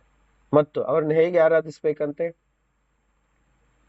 ಯೋಹಾನ 4:24 ಯೋಹಾನ 4:24 ನಮ್ಮೆಲ್ಲರಿಗೂ ಗೊತ್ತಿದೆ ವಾಕ್ಯ. ಏನದು? ದೇವರನ್ನು ಆರಾಧಿಸುವವರು ಆತ್ಮದಲ್ಲಿ ಮತ್ತು ಸತ್ಯದಲ್ಲಿ ಆರಾಧಿಸ್ಬೇಕು. ಹೇಗೆ? ಆತ್ಮನಲ್ಲಿ ಮತ್ತು ಸತ್ಯದಲ್ಲಿ. ಹಾಗಂದ್ರೆ ಏನು? ನಾವು ಮೊದಲು ಪವಿತ್ರ ಆತ್ಮನಿಂದ ತುಂಬಿಕೊಳ್ಬೇಕು. ನಮಗ್ ತಿಳಿಬೇಕು ಒಳಗೆ ಆತ್ಮನ ಇದ್ದಾರಾ ಇಲ್ಲ ಅಂತ. ಕ್ಷಣ ಕ್ಷಣವೂ ಆತನ ವಾಯ್ಸ್ ಅನ್ನು ಕೇಳೋರಾಗಿರ್ಬೇಕು. ಆತನು ಮಾತಾಡ್ತಾ ಇರೋದು ನಮಗೆ ತಿಳಿಬೇಕು. ಅದೇ ಆತ್ಮದಲ್ಲಿ ಆರಾಧಿಸುವ ರೀತಿ. ಒಳಗ್ ದೇವ್ರು ಇದ್ದಾನೆ ಇಲ್ಲೋದೇ ನಮಗ್ ಗೊತ್ತಿಲ್ಲ. ಬಾಯಿಗೆ ಬಂದಾಗೆ ನಾವ್ ಏನೇನೋ ಹೇಳ್ತೀವಿ, ಮನಸ್ಸಿಗೆ ಬಂದಾಗ ಏನೇನೋ ಮಾಡ್ತಾ ಇರ್ತೀವಿ. ನಮ್ಮ ಇಷ್ಟದ ಪ್ರಕಾರನೇ ನಾವು ಜೀವನ ಮಾಡ್ತಾ ಇರ್ತೀವಿ. ದೇವರ ಚಿತ್ತವನ್ನು ತಿಳಿದುಕೊಳ್ಳೋದೇ ಇಲ್ಲ. ಹೌದಲ್ವಾ ಹೇಳಿ? ನಮಗ್ ಹೇಗೆ ಇಷ್ಟ ಬರುತ್ತೋ ಹಾಗೇನೆ ನಾವು ಬದುಕ್ತಾ ಇರ್ತೀವಿ. ಪವಿತ್ರ ಆತ್ಮನಿಂದ ತುಂಬಿಕೊಳ್ಳುವವನು, ಪವಿತ್ರ ಆತ್ಮನಿಂದ ನಡೆಸಲ್ಪಡುವವನು, ಆತನು ದೇವರ ಚಿತ್ತವನ್ನು ನೆರವೇರಿಸ್ತಾನೆ. ಒಳಗಿಂದ ಮಾತಾಡ್ತಾರೆ, ಹೇಗೆ ಬದುಕಬೇಕು, ಹೇಗೆ ಜೀವಿಸ್ಬೇಕು, ಏನ್ ಕೆಲಸ ಮಾಡ್ಬೇಕು, ಎಲ್ಲಿಗೆ ಹೋಗ್ಬೇಕು, ಎಲ್ಲಿಗೆ ಹೋಗ್ಬಾರ್ದು, ಹೌದಾ? ಹೇಗೆ ದೇವ್ರನ್ನ ಮಹಿಮೆ ಪಡಿಸ್ಬೇಕು, ಎಲ್ಲಿ ಸ್ವಾರ್ಥ ಸಾರಬೇಕು, ಹೌದಾ? ನಮ್ಮ ಕುಟುಂಬಕ್ಕಾಗಿ ಯಾವ ಕೆಲಸವನ್ನು ಮಾಡ್ಬೇಕು, ಯಾವ ರೀತಿಯಾಗಿ ಮಾಡ್ಬೇಕು, ಎಲ್ಲದಕ್ಕೂ ಡೈರೆಕ್ಷನ್ ಒಳಗಿಂದನೇ ಕೊಡ್ತಾರೆ.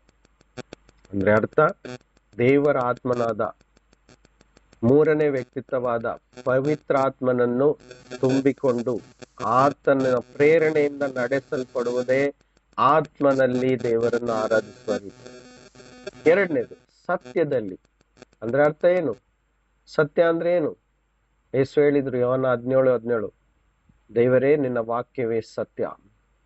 ಸತ್ಯದಲ್ಲಿ ಅಂತ ಹೇಳಿದ್ರೆ ಸತ್ಯವಾಗಿರುವ ಯೇಸು ಕ್ರಿಸ್ತನ ಬಾಯೊಳಗಿಂದ ಬಂದಂತ ವಾಕ್ಯಗಳೇ ಸತ್ಯ. ಆ ಸತ್ಯವಾಕ್ಯವನ್ನು ನಾವು ದಿನಾಲು ಓದಿ ಅಥವಾ ಕೇಳಿ ನಮ್ಮ ಹೃದಯದಲ್ಲಿ ತುಂಬಿಸಿಟ್ಕೊಂಡು ಆ ವಾಕ್ಯ ಹೇಳಿದ ಪ್ರಕಾರ ನಾವು ನಡೆದುಕೊಳ್ಳುವುದೇ ನಿಜವಾದ ಆರಾಧನೆ. ಹಾಡು ಹೇಳುವುದು ಮಾತ್ರ ಆರಾಧನೆ ಅಲ್ಲ. ಸ್ಪಷ್ಟವಾಗಿ ತಿಳ್ಕೊಳ್ಳಿ.